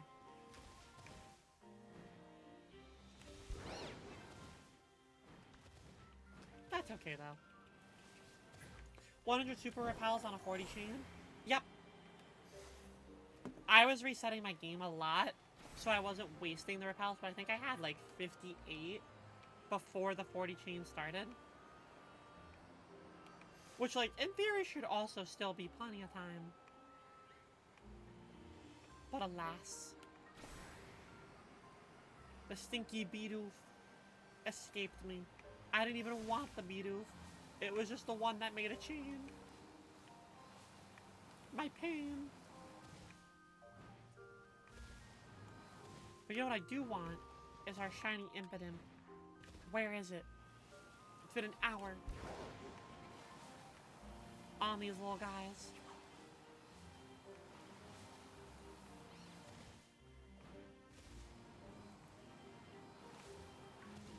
And it's not like he's not gonna be hard to see. You reset when the chains broke? That was. Oh, okay, okay.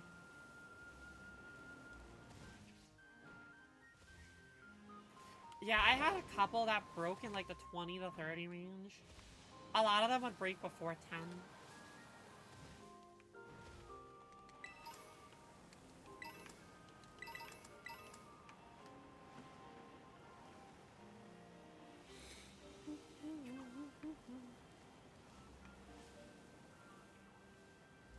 I want my blue imp, please.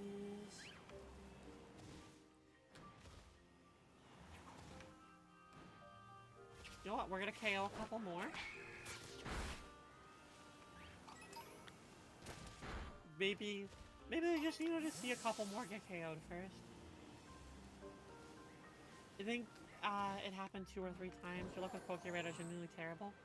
Well, I seriously, like, I actually liked doing it, don't get me wrong. But I constantly was in this state of doubting whether or not I was doing something right or wrong.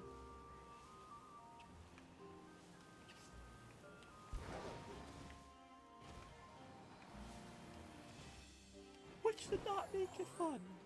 Which did not make it fun at all.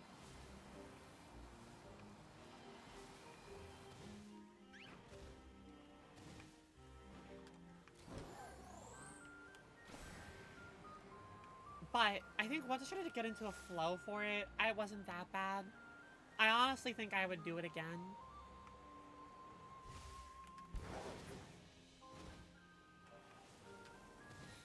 But I also think I just prefer, like, let's go catch combos.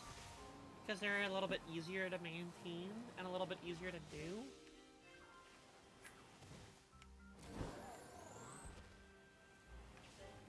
They're less finicky.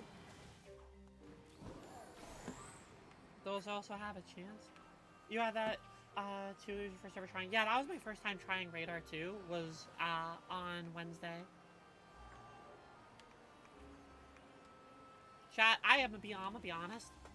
I am solely thinking about food right now. I got food on the brain. In fact, I think I'm gonna snack on some pretzels here. Because I am a hungry gal. And I need to put something in my belly. I got pretzels sitting right on my desk here. So don't mind me. What kind of food am I thinking about? Dinner?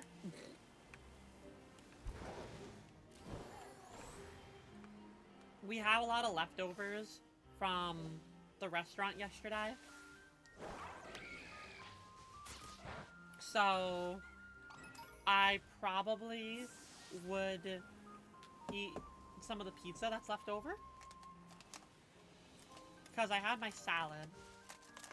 And I don't think any other food came home. So I'll probably eat that. We have like 3 different kinds of pizza. There's garlic bread pizza. There's a buffalo with sausage, peppers, onions. And then there's a white pizza that had ricotta, basil, and tomato on it.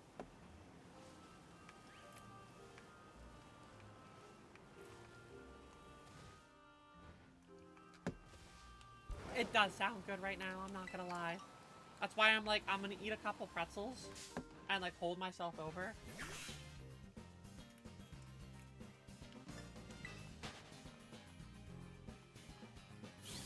It's rare that I eat on stream, so congratulations. This is the rare stream where you have caught me eating, because I want to actually not be thinking about food. Well, more not thinking about it in the sense that I want to eat. I'll always talk about food.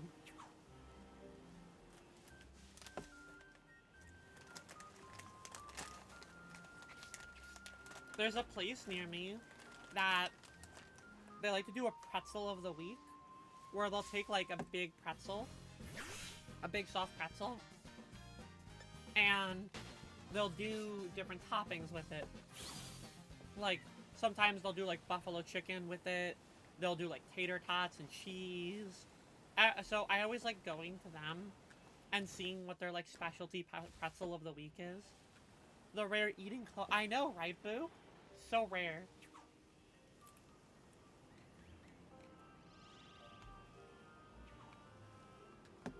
Girly Pop is hungry, though. Girly Pop gotta eat.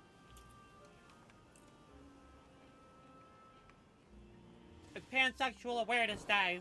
I'm allowed to treat myself. It's the first day for me to have this.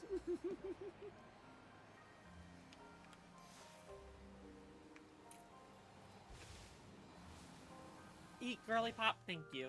I knew you'd understand me.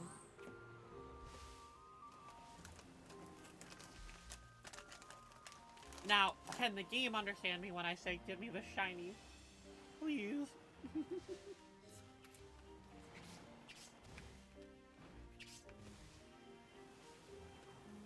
I'm this close to opening up Legends Arceus and just getting a shiny Psyduck on that.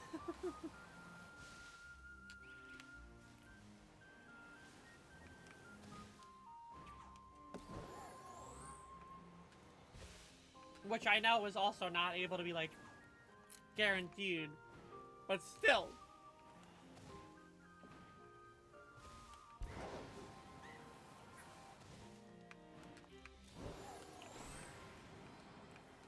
You're not wrong. Pokemon, I used to be, like, able to find shinies so easily.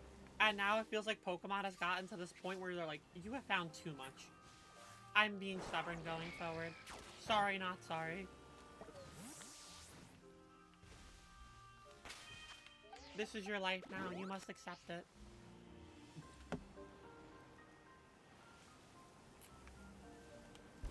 But, hey, maybe it's just the world balancing itself out.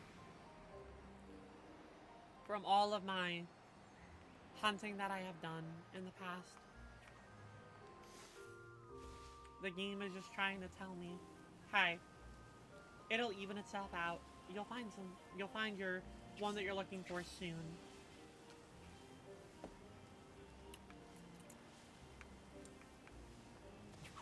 blue little imp will come soon. I'm an impatient woman. It's why I don't do older generations very often, because I don't want to sit there for, you know, tens of thousands of resets. I know people are like, oh, but the, you know, the joy of it is ruined when you can find them so easily. For me, the joy is that I can find them relatively easier. Because there has to be a balance for me. And some of the older games are just too unfun for me to even attempt in.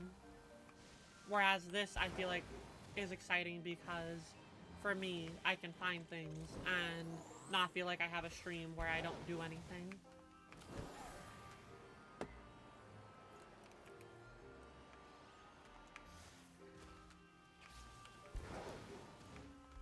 Because for me, I look at it like the content side of things, where it's like, I feel bad when I have a stream where I don't actually get anything done. Even if it's just resets for like 10,000, you know, Pokemon. I'd rather have just one shiny appear. Or, you know, 5 shinies appear depending on what game I'm playing. Than sit there for a week resetting on the same Pokemon.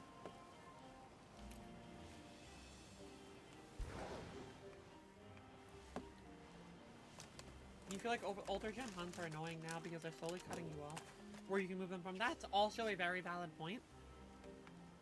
Like, at this point, the only games that you can, like, really move all the Pokemon easily are from the 3DS onward. And if you didn't already have Pokemon Bank from your 3DS, like, on there, then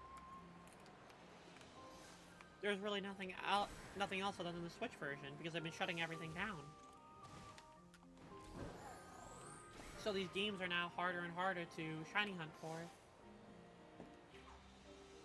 that reason.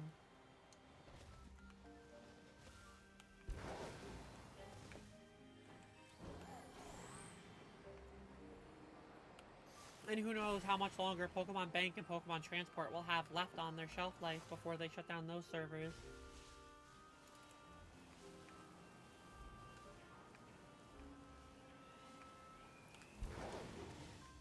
And it's sad to watch. It's like the one person who... They were the last person to be, like, on Splatoon 2 server.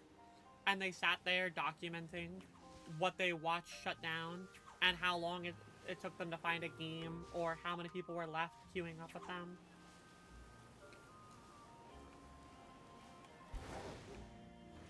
That's just shiny hunting, but it has every different method in it. See, I would love that if like they gave us a game where you could just do like every method. Like maybe Gen 10 could do that, because maybe there's a world where Gen 10 is like, hey, we're gonna combine everything we've done in the past and evolve it.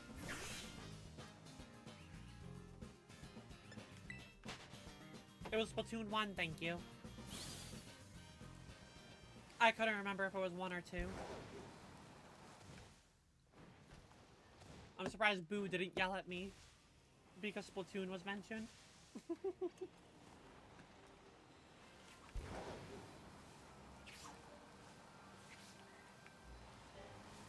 It's gotta feel weird though, staying on a game when you know it's gonna shut down and just watching as all the features are slowly like turning offline. Bookum. Boo game. Boo gaming. Boo gaming. You were just nodding alone even though you definitely didn't know all the Splatoon lore. I really haven't played much Splatoon. It was just something I saw on like the internet. On the Twitter spheres.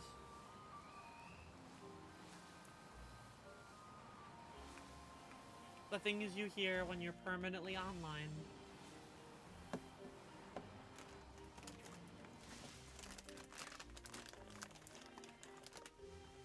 Such is the fate.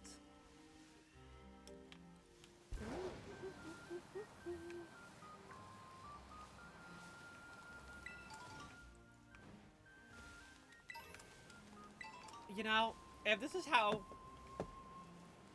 my shiny hunting is gonna go, then maybe I will only get 6 shinies during my shiny hunts for Pride Month.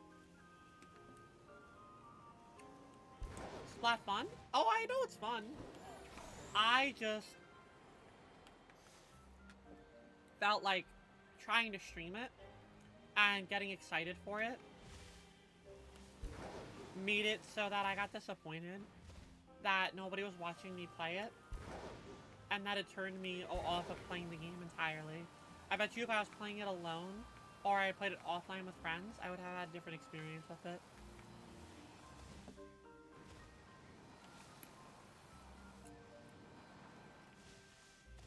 I tried to play Splatoon 1 when it was about to go down, but your Wii U internet wasn't working. The Wii U is like the one console that I've never owned.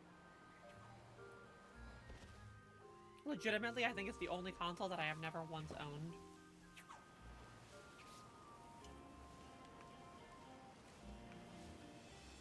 Prior to, like, you know, I didn't own any Sega consoles when they were making stuff. I didn't own like an Atari, but I even owned like Nintendo and Super Nintendo back in the day.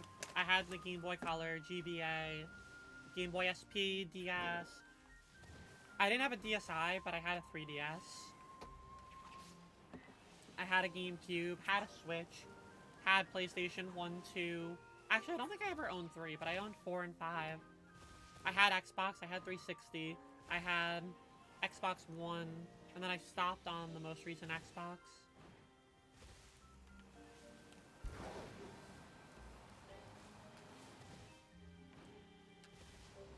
I don't think I missed anything. I think I named everything that people would possibly think of.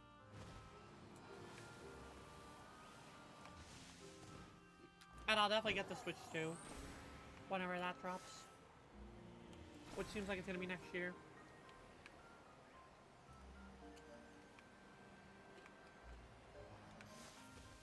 Oh, for sure, boo. Like, that's why whenever I'm playing games with friends on stream, and we're like, I always am like, oh, are you having fun? Are we having a good time? And they're like, oh, I'm sorry, I'm being bad. I'm like, I don't care. You can be the best player in the game or the worst player in the game. If we're vibing, we're vibing. My joy to have fun with people triumphs over any sort of feeling about whether or not we're doing well in a game, especially when there's no monetary value on the line for the game.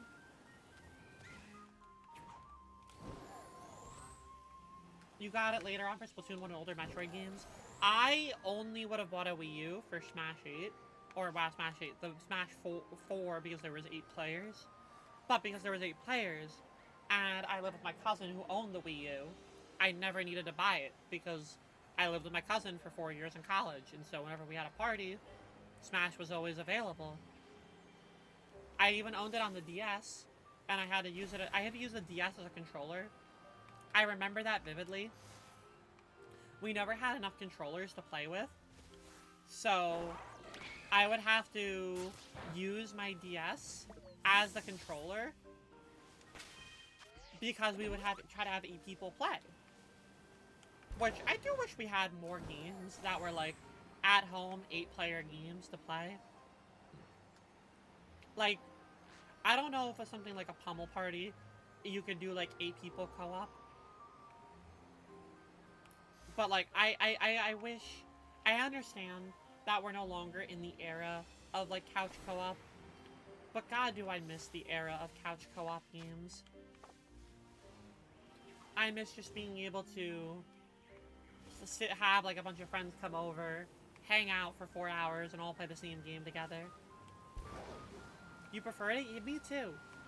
I stopped playing certain games when they stopped in their series, when they stopped giving couch co-op, because my joy of beating their stories were always when I had somebody sitting next to me playing it and not needing to play it online. Especially because if you do it online, then there's less people who are willing to do it with you because they've already done it if you got it late. So when you had couch co-op, if a friend was over and you did it, it was a lot more of like a friend time hangout than a chore for the person who already did it. So I was really turned away from those things.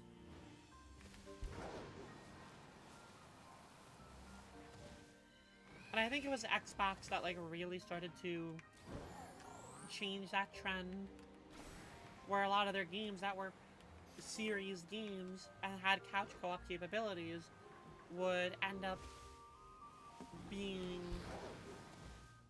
no longer a couch co-op game, and that turned me away from those games entirely.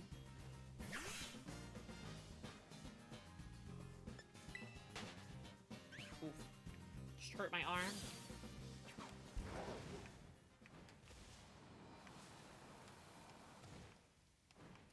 I'll be fine. I'll be fine. I tried to pull my leg up, and like, I guess I pulled it on a weird angle, and now my arm's a little sore. Which probably means I shouldn't have demonstrated it again, but hey, oopsie. Sometimes I don't think before I do things. Alright, come on. We are 2 hours in, and I haven't seen a single shiny. The pain is real right now. And I keep accidentally bumping into some of these Pokemon that are just hiding in a bush.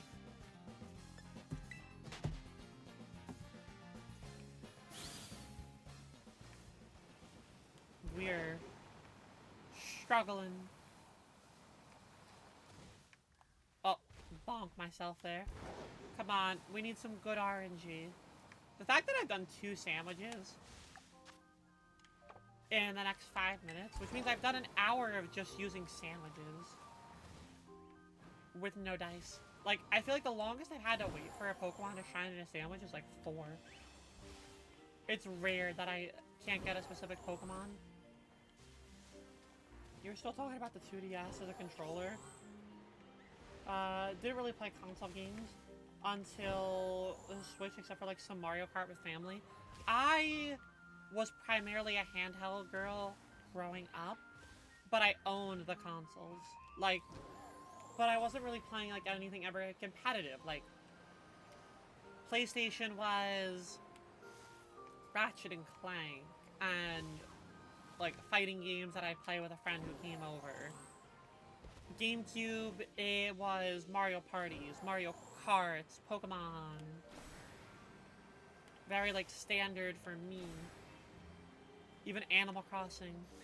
And then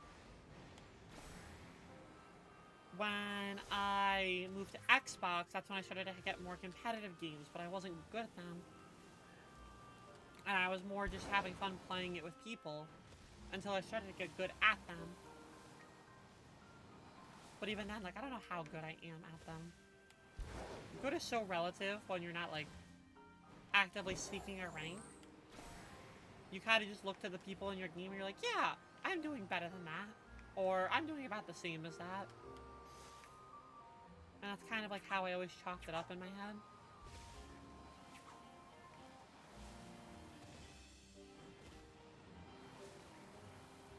I didn't really like the 3DS as a controller because it felt weird holding a DS in my hand and then looking up at the TV at the same time. Like, I wasn't looking at the screen that I had the controller in.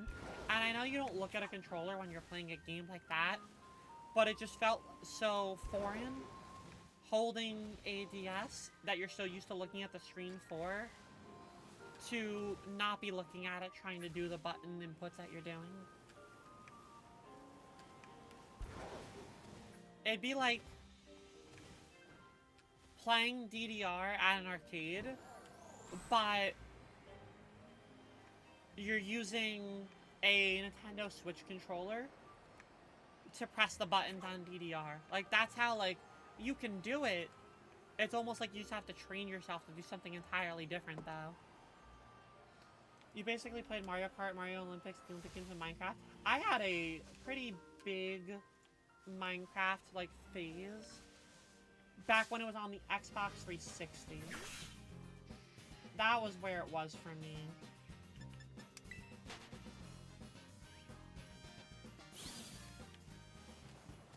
why, like, early on, you rarely use your Switch in handheld mode. Yeah, I rarely use it in handheld mode as well.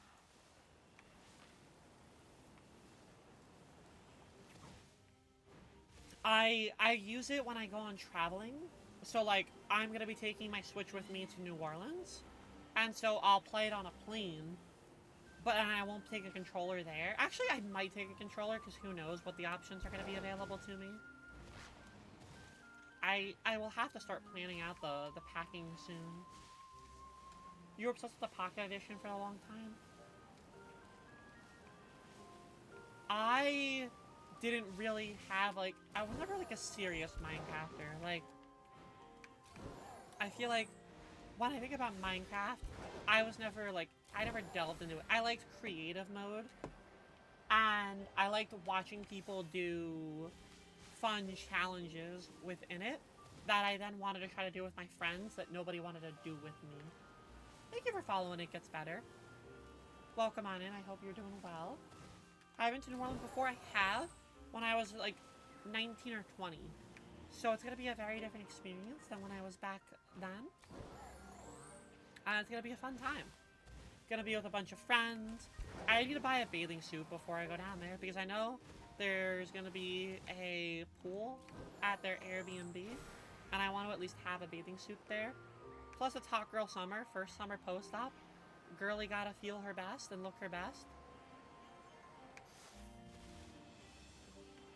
And you know the vibes.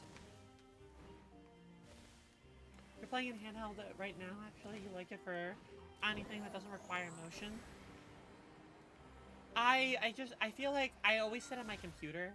So it's like, it's my own thing right now where, because I'm always sitting at a computer, it's always better for me to be looking at my monitor and do the gaming there, instead of trying to do it from a handheld and, like, take myself away from where my environment is right now. You know what I mean?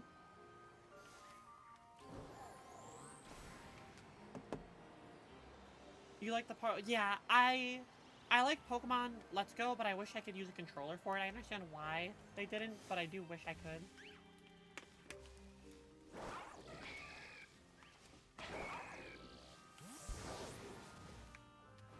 That's one of those things where I'm like, I get you were trying to make it feel as close to Pokemon Go as possible, but I wish we weren't, like, forced into the constraints that it had.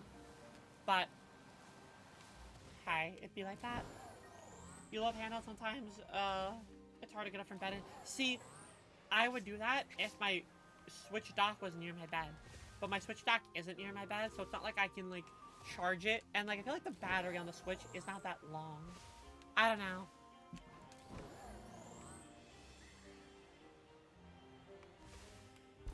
I feel as though the battery is not normally that long, and so if I wanted to sit in bed for like 3 hours and play, I'm like so paranoid the battery's just gonna die on me.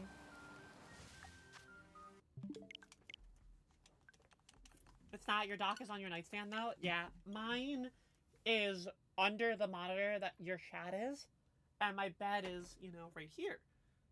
And I would have to get up to get to it. And I know it's such like a small world problem thing, but like, you know, a girl wants to do what a girl wants to do.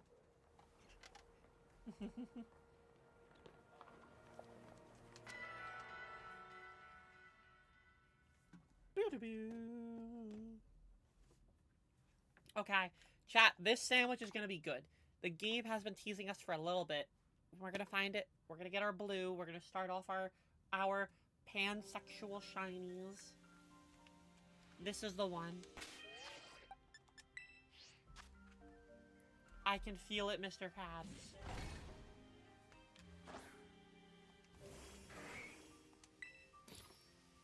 Can you feel it, Mr. Krabs? I need a show to watch again. I feel like I haven't been watching shows lately. I got halfway through Pretty Little Liars, and then I just kind of stopped watching it. There's a bunch of anime that I want to watch, but I haven't started it. I need to get myself something to watch. What if I make the sandwich differently? Maybe that's my problem. What if we do it like this? Maybe I need to do the Tower of Tomato. Maybe that's the problem. Or the Staircase of Tomato. Yeah, there you go. Maybe that's what I have to do. And you can have all the cucumber in this bite, and then all the pickle can go over here. But only tomato in the middle. How's that sandwich? An ever-growing backlog of anime that you've never watched. Could it be me? Yeah, there's like 7 things that... Well, honestly, there's very rarely like a backlog of anime that I truly want to watch anymore. Like, I feel like I've come to terms with a lot of anime that was on my plan to watch list that I want to see. That a lot of them I just never will probably get around to watching, and I'm okay with that. And if I really want to watch it, well, I'm sure I will find time for it. But for the most part, my plan to watch list is probably just going to stay as like a plan but never going to watch. And that's fine. Again, it's coming to terms with these things. I think once you accept like that little bit of yourself, I'm like, okay. And then the plan to watch doesn't feel as overwhelming. The Chloe original looking very tomatoey. Yep. Very tomatoey. I called for 9 slices of tomato. Would you eat it, Pen? Oh, see, you look. It says you look yummy. Thank you. I'm glad somebody else enjoys my tomato sandwiches. Now that I have somebody else in the chat who will enjoy my tomato sandwich, I think we're good to go. We'll find our shiny now. You would. If I spaced it out a little bit better, where I didn't have the middle part of the sandwich be all tomato, I would do it. If they do sandwiches in Gen 10 again, I'll have to do a stream when I'm in Seattle where I just make the sandwiches that I'm making in-game.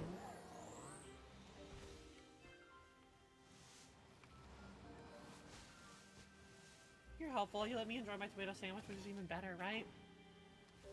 But I wanted to share with everybody. This game's all about sharing your sandwiches. You love tomatoes, especially, yeah, tomatoes with salt. Very good. My grandfather, that's like his go-to thing whenever we would have like a family dinner.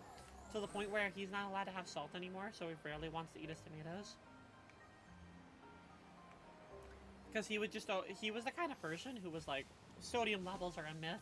And then when his cholesterol and sodium are super high, he would still try to put more salt on things.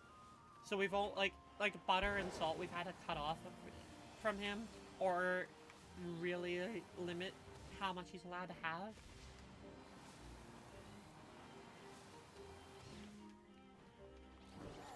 You'll take the top bread you throw away? Fine. You can have the top bread. If they do bring it back, please don't make eggs locked behind it again. You want your daycare back? True. I do like the daycare. Like, I haven't wanted to breed in this game because, like, the fact that I have to, I can only get the eggs when I'm in the picnic mode. And I can't, like, just walk around, pick them up, put them in a PC, etc. Like, I'd rather do, like, the seamless transition there.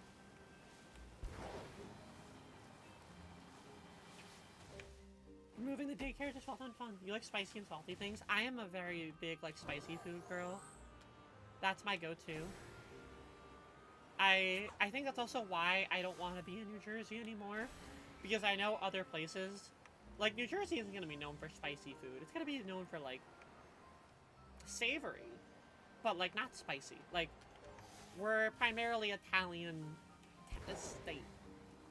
We got our pastas, we got our chickens, but, like, they're not spicy. They're just very, like, filling.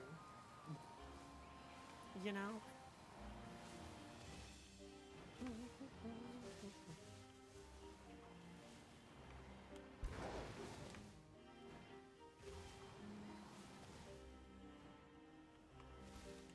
And that's okay. You much prefer to hatch an egg and get a new way of doing it? Yeah. No, like, I haven't wanted to do Masuda in this game because it's very, like, you can't do it all in one motion. It's very, like, you have to stop and go. Which I had the super spicy thing you can microwave, and it also had chicken. What if you mix the two as a those things I really want to eat more of, because they are good, but god, they are like 80% of your daily sodium, and I can't convince myself to do it. It's too much for me. Like, there's just something about it that's just like, I can't.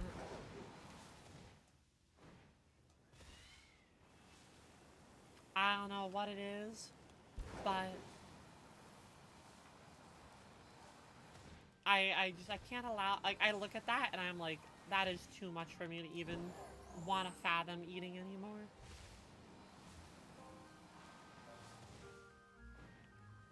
I'm so picky.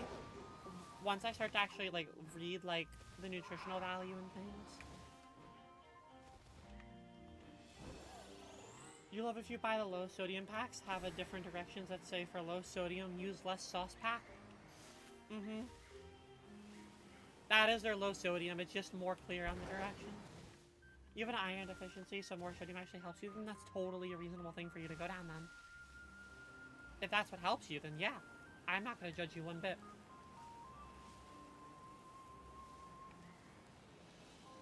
I just know that as somebody who's trying to lose weight and I have an issue with, like, retaining weight, that, like, cutting out the salt would help me.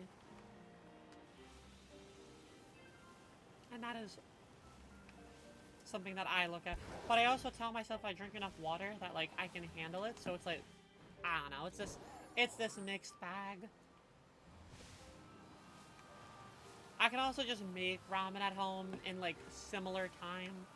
Like, 4 minutes in the microwave for ramen, or I boil noodles in a pot, and I add my own sauce to it. You know? Now I want ramen. Am I about to go make noodles after stream? I think I'm gonna make noodles after stream.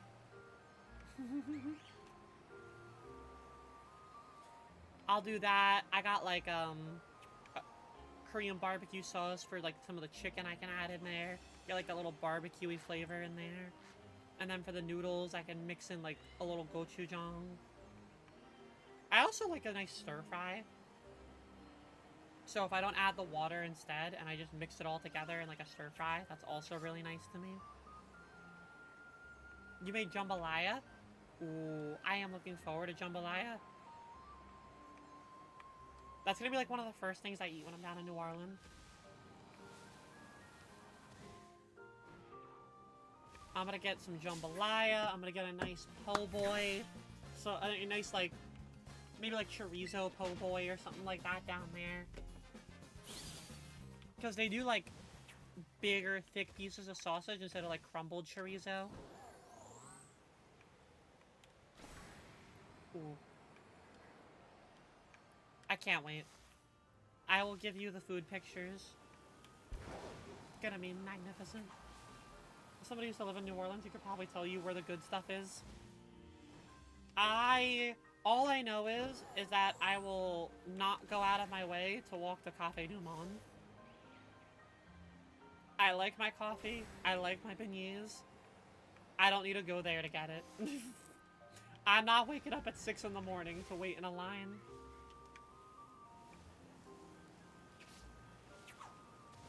I've done that once. I don't need it again. There's plenty of options down there. And, like, I'm staying near the French Quarter, so I know there will be food options.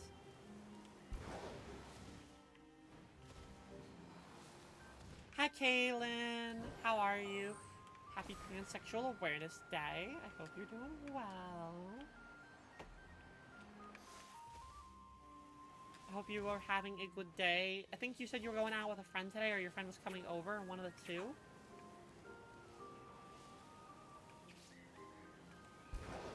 If my memory serves correctly. Yeah, I also want to what I need is, like, I need poutine when I'm down there. I know I'm talking about losing weight, but I know I don't get poutine when I'm up here. And so when I'm down there, I will need to find a place that I can get some nice poutine. Not bad. You got home from work and you fell asleep for 3 hours. You're going out with your friend tomorrow. That's what it was. Gotcha, gotcha. Well, it sounds like nap time was good. That is a we take those.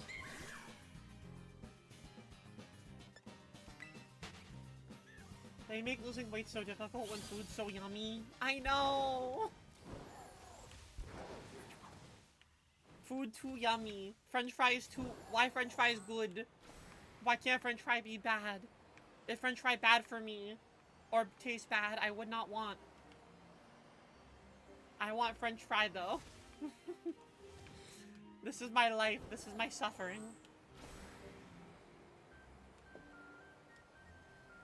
I will suffer forever and ever. It's okay though.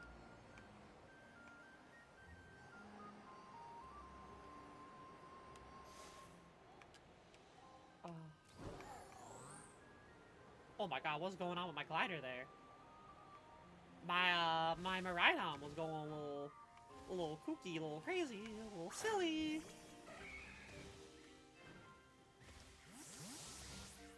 He was being a little guy. Chat, do we have any plans for the weekend? Anything fun we're doing? I know Kaylin's gonna be hanging out with a friend. Anyone else gonna do anything? Sit back, relax even? I know in America people have off on Monday, so you know, people are getting their 3-day. You know what's crazy? My sister wanted to take off today because her birthday was yesterday. And so she wanted to be able to enjoy it and not worry about going into work. If she wanted to take off today at her job because it's the Memorial Day weekend, she would have had to have messaged her superintendent for approval for the time off. It's the only time that she would have had to do that. Isn't that wild? That they're like trying to stop teachers so much from taking off that they were like the only way you're going to be able to take off is the superintendent is emailed and approves of it themselves.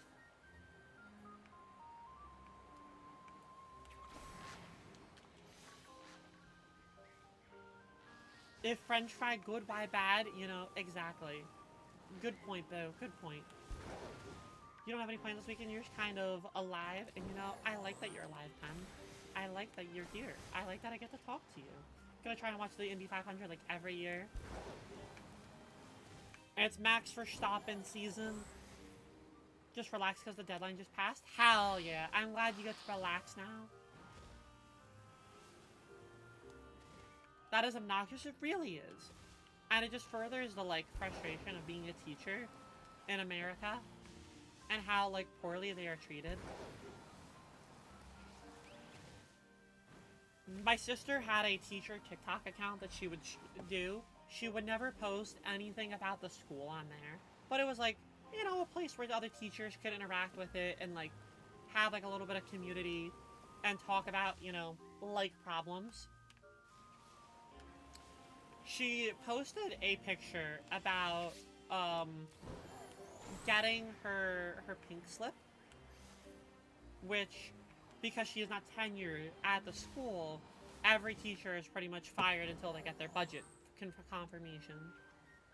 And it's her first year teaching, so, like, it hit her pretty hard. And it was a really loving and supportive post, and she had a call with, like, the superintendent because they found her TikTok account and wanted to talk to her about, like, what she's been posting on there. And it was, like, the most, like, ridiculous thing. I was like, I'm ready to go to bat and, like, explain to her why she's doing nothing wrong. And, like, it was so disheartening. Like, teachers are put on this, like, extremely high pedestal only for, and to, like, they are like the streamers to the younger generation, even younger than what I talk to. I'm gonna sneeze. And so they have to, like, be so critiqued over everything that they're saying and doing. A special thing in Splatoon for specific mode for your friends and you were gonna grind it? Heck yeah. Is it one of those weekends where you like pick what team you're gonna be on and then you play and see which team wins? Is it one of those Splatfests, I think they're called? Is my memory good? Did I do it right?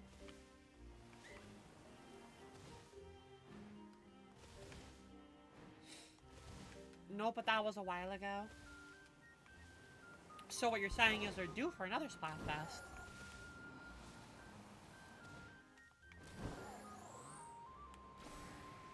Did it right, but Splatfest was last week? Oh, it was last week? Got it.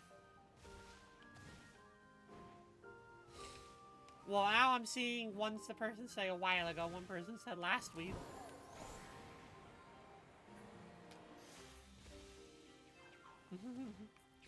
At least I got the terminology correct.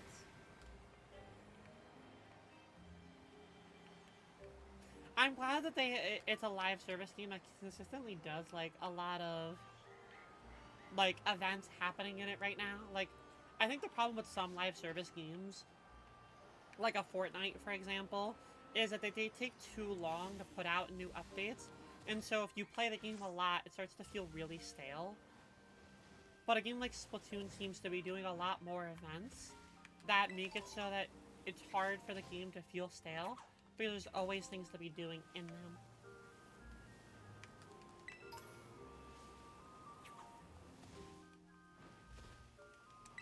At least that's my feeling about it. Like, I think too many live service games don't do enough live service. I know, crazy concept. Like, Pokemon even does a good job with their live service with their raids. I feel like you get different special raids to do almost every weekend, every 2 weeks. Like, that's pretty good. For their first attempt at a live service, like, thing, that's pretty good, in my opinion.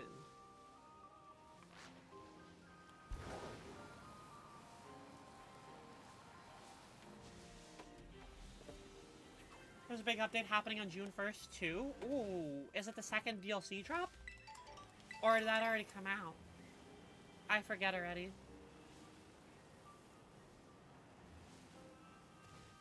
You don't know how to do Pride Month or the Plat Splatoon or play the Splatoon update? I feel like you could stream your shiny hunts and then, oh my god, be with the raid. I'm sorry my alerts are not on this scene, but hello, everyone coming in from B's stream. Hi, my name is Chloe. My pronouns are she, her. I am an It Gets Better ambassador. I've been for over 2 years now. You can check me out at Beginning, but today we are over at It Gets Better, and it's Pansexual Awareness Day, and we have been doing some shiny hunting in Pokemon, trying to get specifically shiny Pokemon that represent the pansexual flag. So I have been trying to go for this little pink guy. They become this nice bright blue color, so we've been hunting for that. But B, how is the stream and everyone following It Gets Better? Thank you. If you don't know It Gets Better, they are a charity that is all about queer empowerment in the youth and through storytelling. I know B has also been an ambassador. I've interacted and watched their stories a few times, and it's really nice to see recurring ambassadors and get to know them and stuff like that. So if you also want to watch another ambassador, please sure to go follow B. Let me say hi to everybody. Let's do this here real quick. I'm gonna run through you all really fast. Sonia, hello. Kate, hello. Yuki Bear, hello. Stephanie, hello. Llama, hello. Queen of Shred, hello. Call Me Ray, hello. Layla, hello. Floofy, hello. Coma, hello. Tranquility, hello. Thally, hello. Olympian, hello. Glitchy, hello. Sawapaw, hello. Angelic Zero, hello. Sunny, hello. Guavs, hello. Evelyn, hello. Rika, hello. Lizzie, hello. I'm still going, don't worry. Mochi, hello. Andy, hello. Sleep. Or Zephy, hello. How we doing? I hope you're doing well. Hopefully I didn't miss anybody, but I hope you're doing... Am I doing sandwich? Yes, I am doing sandwich shiny hunting. So on my own stream, I primarily do Pokemon content. And so I wanted to take a little shiny hunting because, hey, it is my first pansexual awareness day being out as pan. I was talking about how when I first came out as trans, I thought I was lesbian for a while, but I've really come to the accepting of the idea how fluid sexuality really is, and that I was restrictive toward my own personality and not allowing myself to explore myself, and now that I am, I'm very like, wanting to share that experience of being willing to explore yourself more. Your Pantu, let's go, Tranquility. How are we all doing? How was B's stream? I hope you all enjoyed yourself. I think, if I know B correctly, you primarily do Roblox, right? So I hope that you had a good stream. If you were doing something else, do let me know. You love that for me? Thank you. So yeah, my hope, I haven't had much luck today with our sandwiches, but hey, maybe the raid can bring us in for some good luck. Your stream was awesome. You're not streaming your hunts though? Oh, okay. I didn't realize you weren't streaming your hunts. Not comfy with streams? No, that's totally fair then. That's totally fair. That's right, mostly Roblox, sometimes Genshin. No, ooh, okay. I am a big gacha girly. I love my Genshin, love my Star Rail. I have already become addicted to Wuthering Waves. So, I can bond with B off of that. I love that. I got into Genshin and Star Rail last year, and they have become a daily part of my life. B stream was awesome? Hell yeah, I'm glad to hear that, Zephy. Yes, woo-wah, woo-wah! Oh my god. Audie, yeah, I have played it more than I want to admit. I'm already account level 25. You do, Loki, really only play Genshin because otherwise just spend... No, you're so real for that. I buy the battle pass, and I'll buy, like, the Welkin to log in. But I am like, I cannot allow myself to spend money on polls. I will be good for myself. Have a great... No worries, I get it. I know, I think you're in the UK, so it's gotta be close to bedtime for you. But I appreciate you sending your community over here. I am excited to get to know some more people and hang out for my last little bit of the stream.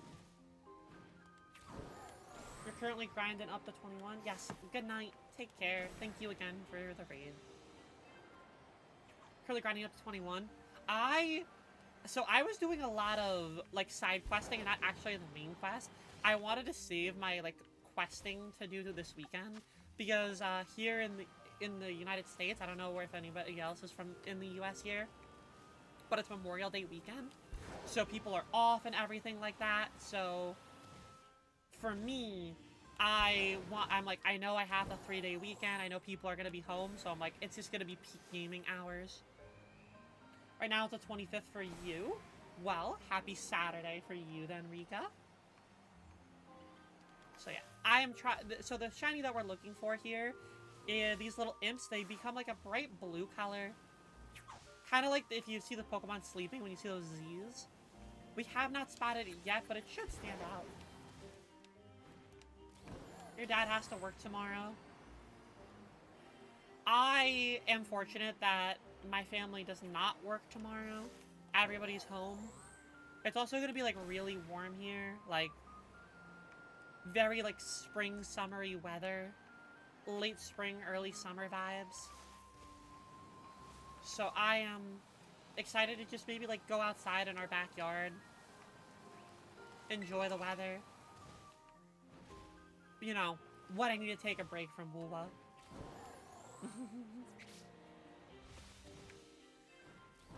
Because sometimes you need to get up and stretch. Especially because I am a little out of shape. I had bottom surgery back in February. And I still haven't gotten back in shape since then. I went to New York City over the weekend. And I walked about 11,000, 12,000 steps. And my legs were still sore up until yesterday from it. which is not a good sign. So I do need to stretch my legs more. I do need to get a little bit more exercise going. But it's okay. It's okay.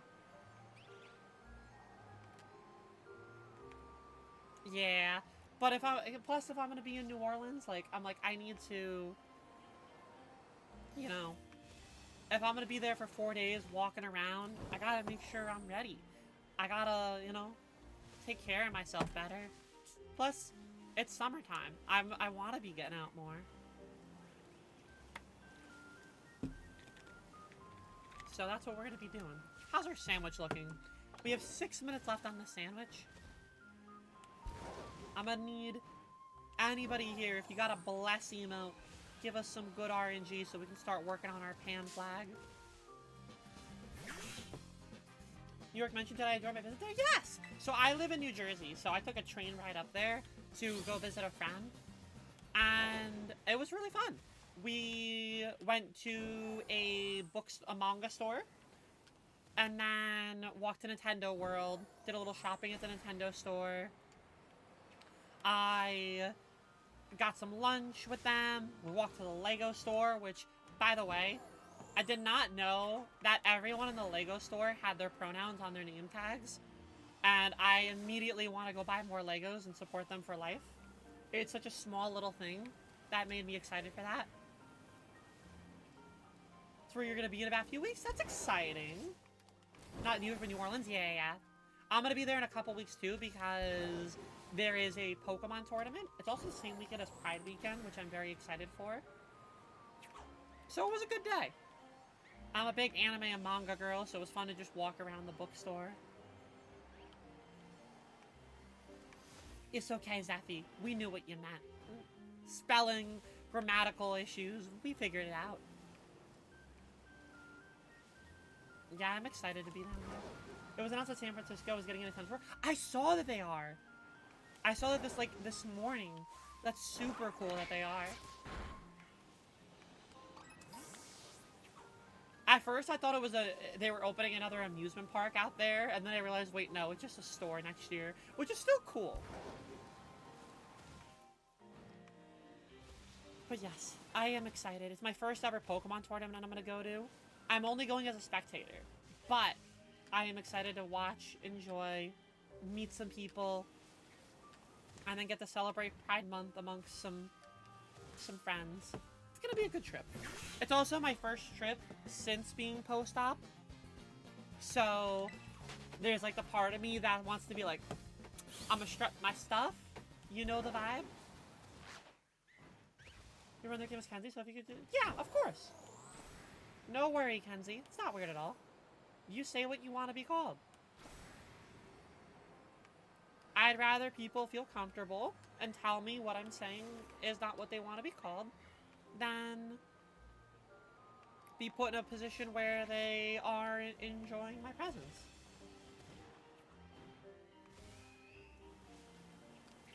I do not, Dexford, but I feel like Google probably can give you that answer.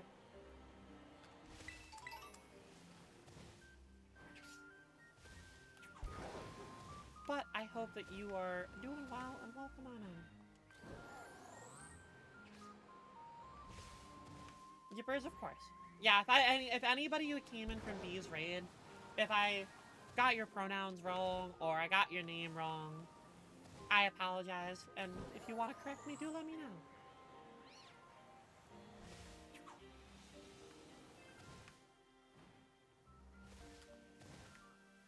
I had a viewer who I spent 7 months mispronouncing their name, and they never told me that I was saying something wrong about it.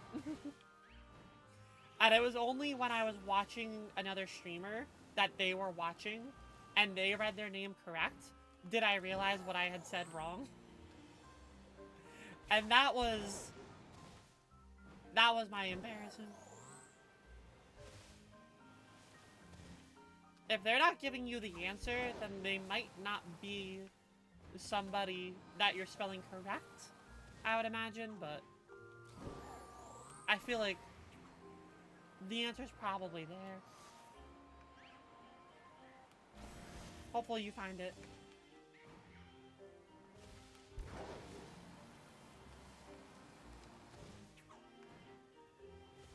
Because I have been out of school for 10 years. I didn't retain a lot of it.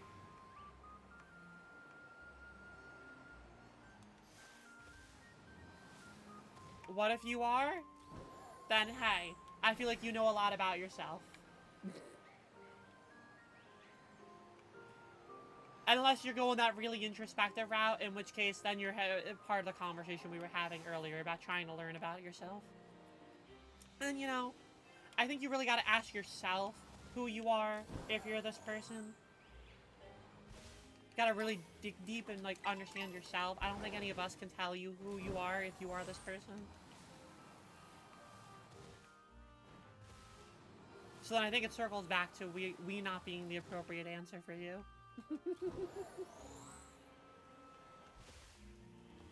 No one can tell you who you are except yourself.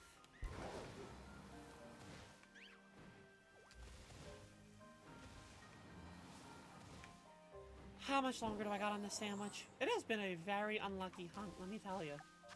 We got a minute left on it, and then I'll restart my game so I don't waste my my resources. And then we will pop one more sandwich.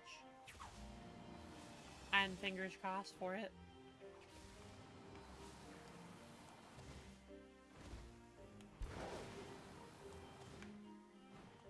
And alright. Let's restart here and run it back. This is like the 4th sandwich that I've made trying to get this thing. Shiny hunting was not as lucky today. But hey, that's okay. Sometimes you just get lucky and sometimes you don't. How long is the stream gonna be? So I do 3 hours and it gets better. And we are at 2 hours and 45 minutes. So I got about 15 minutes left here. I normally, on my own stream, I go a little bit longer. But with It Gets Better, I normally do the 3-hour segments. Do I also have a pink fairy shiny planned? I have Rabombi, but that's, you know, that was one I want to go for. So that one is probably one that I have on my list, along with Azumarill anyway. So those are the 2 that I have on my like list of ones that I'd want to go for.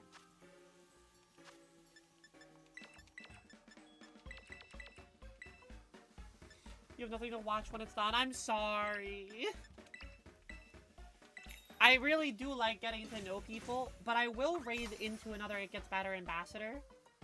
So hopefully you'll find somebody else you enjoy the vibes. But I also stream on my own personal channel a few days a week. I know it's not going to help you now. So if you enjoy my vibes, hey, I'll be around more.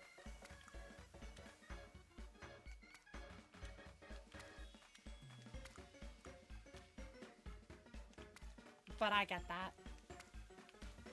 Yeah, I'm actually going to be... And I have one more stream with It Gets Better in June for Pride Month. So I'm excited for that. But I am a full-time content creator. I do be on this platform more than I'd like to admit. Rabombi's also on your list for Pride? Heck yeah, Anya.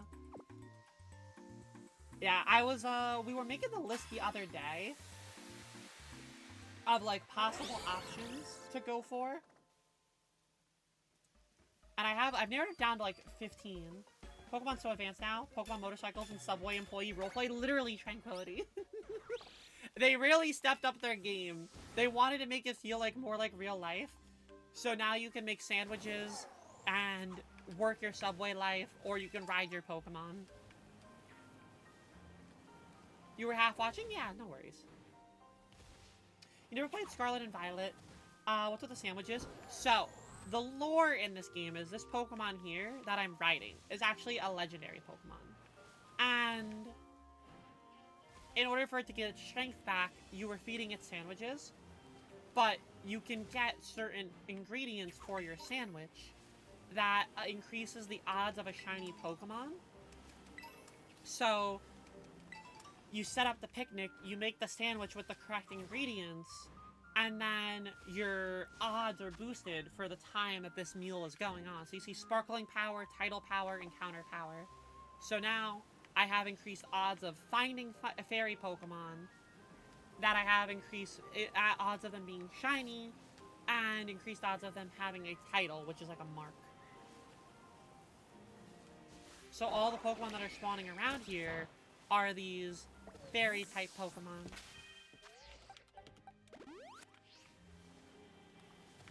It's a fun little gimmick.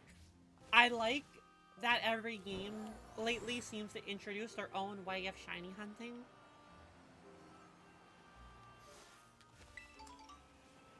It's fun for me because you get to try out all the different methods, find which ones you vibe with, and it doesn't feel like it's the same formula over and over again. But I still am by that. I think that my favorite one was still Legends Arceus, because the only thing that I'm sad about in this game is that they removed the sound that it makes when you encounter a shiny Pokemon. So if a shiny like blue Impidimp spawns, we will not hear it. I'll have to see it,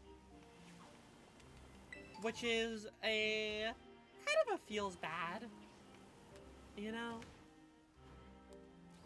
I hope they bring back the sound, because I feel like that's one of like the biggest things that people have been sad about. Yeah, shiny hunting in Arceus is what got me into shiny hunting, because it was satisfying, it was fun to do, I didn't have to get into battles with the Pokemon, it was overworld. Like, there were just so many positives to it as to what got me into wanting to be a shiny hunter. And I don't scoff at, like, the people who want to do their own thing. If you like that kind of thing, you like that kind of thing. I just know that I really enjoyed the past couple methods that we've had. Absolutely should become some kind of indicators. Yes, 100%. Hopefully in Gen 10 and Legends ZA we get that.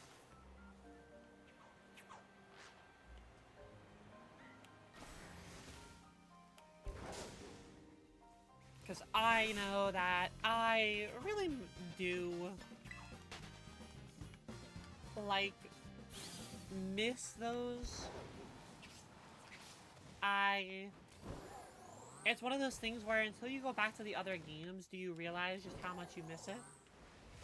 If they take it out in ZA, I feel like if they take it out in ZA, then they're really putting a damper on the game, because they have a recipe for success, and instead of trying to change the formula, they should be expanding on the formula more and optimizing it better. You don't care if the sparkles from Let's Go or the sound? Yes, as long as there's something. You could even make it be sparkly. But hopefully we see something instead of it being this hope that you see it. Like, cause especially because some of them like can spawn on a wall over here. Like if I go over to this wall, you can like peek into it, and there's a chance a Pokemon would sometimes spawn there. And if your shiny spawns there, you're kind of just sad. And nobody wants to be sad on the internet.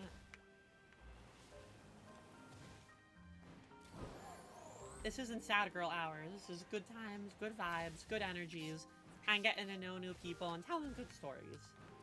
You know?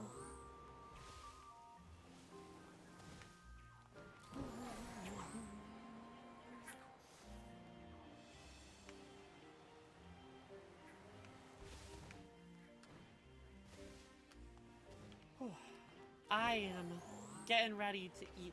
I am looking forward to dinner. I will have to update everybody on my dinner.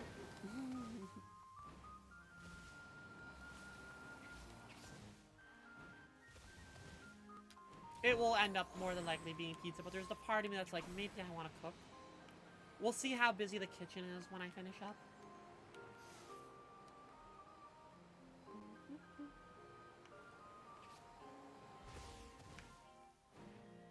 What are we looking at over here? Anything? No, that's okay, though. You honestly still think the Overworld shiny should have stayed in the side games? I feel like a lot of the people who feel like Overworld shiny should stay that, from my experience, are the people who just find shiny hunting in these games to be too easy.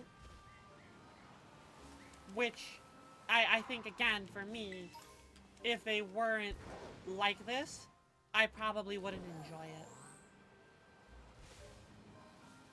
I like having the ability to see the shiny instead of at any given point possibly missing it because it wasn't in like the patch of grass that I was in, or having to constantly get into a battle.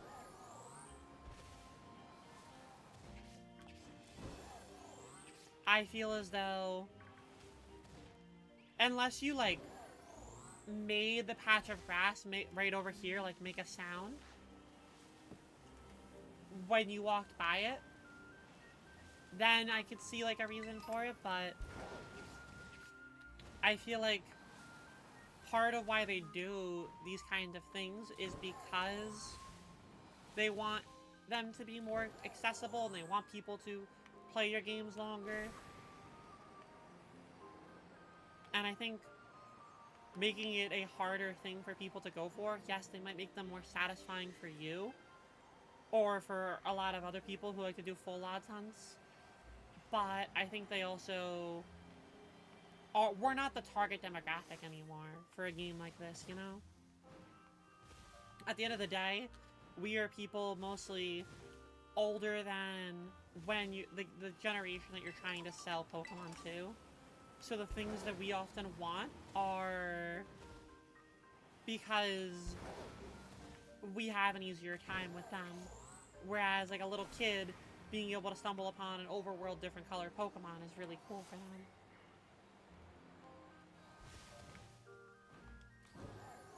I also think it's like the natural progression of things. Like, as you build more open world environments in these games, and as you progress into more advanced environments, that the need for grass that you encounter feels less important. Like, bushes are now an aesthetic to fit the environment more than I'm going to encounter a wild Pokemon if I spin right here.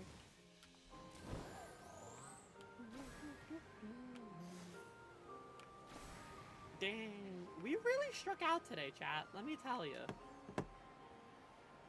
We really did not get... You know what? We will catch one because pink is still a color. And I want to say that we got something for the flags. So, here's what I'm going to do. We're going to get 3 Pokemon that match the pan color and accomplish our goal, even if they're not shiny today.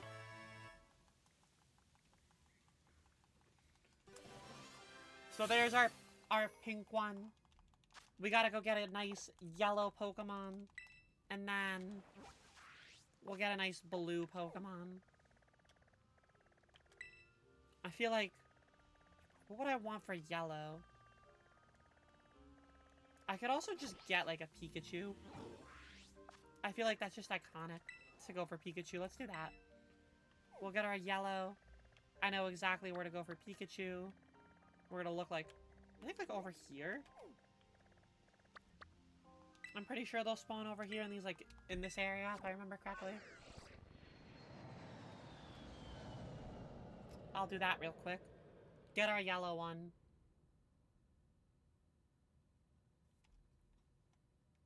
And then we can easily find a blue Pokemon in the water. That way I can at least say we accomplished something, you know? I want to go that away. Oh, you know what? There's our yellow Pokemon. It's Fido. Look at the Fido. Look at the little guy. I love Fido. Fido is one of my favorite new Pokemon. He's just so cute. He's just a little guy. Although that one was a female. Oh, Fido. So we gotta at least give him a little bit of love. And then we'll go to the water. And let's go get something blue real quick.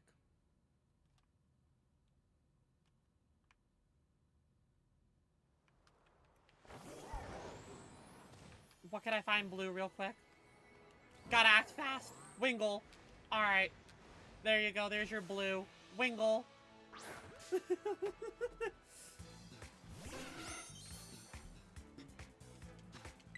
Beautiful. Alright, well, they weren't shiny, but I got 3 colors to represent the pansexual flag. And Wingle's also good for me because it's trans colors. So, I'm okay with it.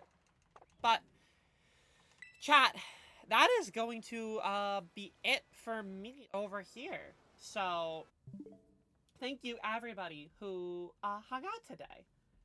If you took something away from this today, I would say be willing to give yourself a chance to learn about yourself more, explore yourself, understand yourself, and let yourself understand that it's okay to feel one way and then have that feeling change over time. That's what, and labels are something that are ever evolving and ever changing. Your label doesn't have to stay as you. So, I'm happy knowing that my labels have changed and I have become this woman who is openly pan and proud of that. So, with that being said, hi everybody again. I am beginning. I will do myself a... I don't think I can shout myself out, so Zaz, if you want to shout me out, please do so. I have been an It Gets Better ambassador for over 2 years now. I will be back on It Gets Better in June, but I stream on my own channel doing Pokemon content about 3 to 4 days a week. And thank you all for hanging out during this journey with me. I'm going to go find us another It Gets Better ambassador. If you want to follow me, you can personally follow my own channel. Thank you. And then we will send you over to another person to hang out with. So, I think I want to send you over to... Okay, I found them. Their name is Catertot or Cattertot. They use any pronouns. We're going to go... They are playing some Final Fantasy games. So if you want to go over there and hang out with them, copy and paste that raid message. They're another It Gets Better ambassador. Go send them some love. And everybody who hung out, I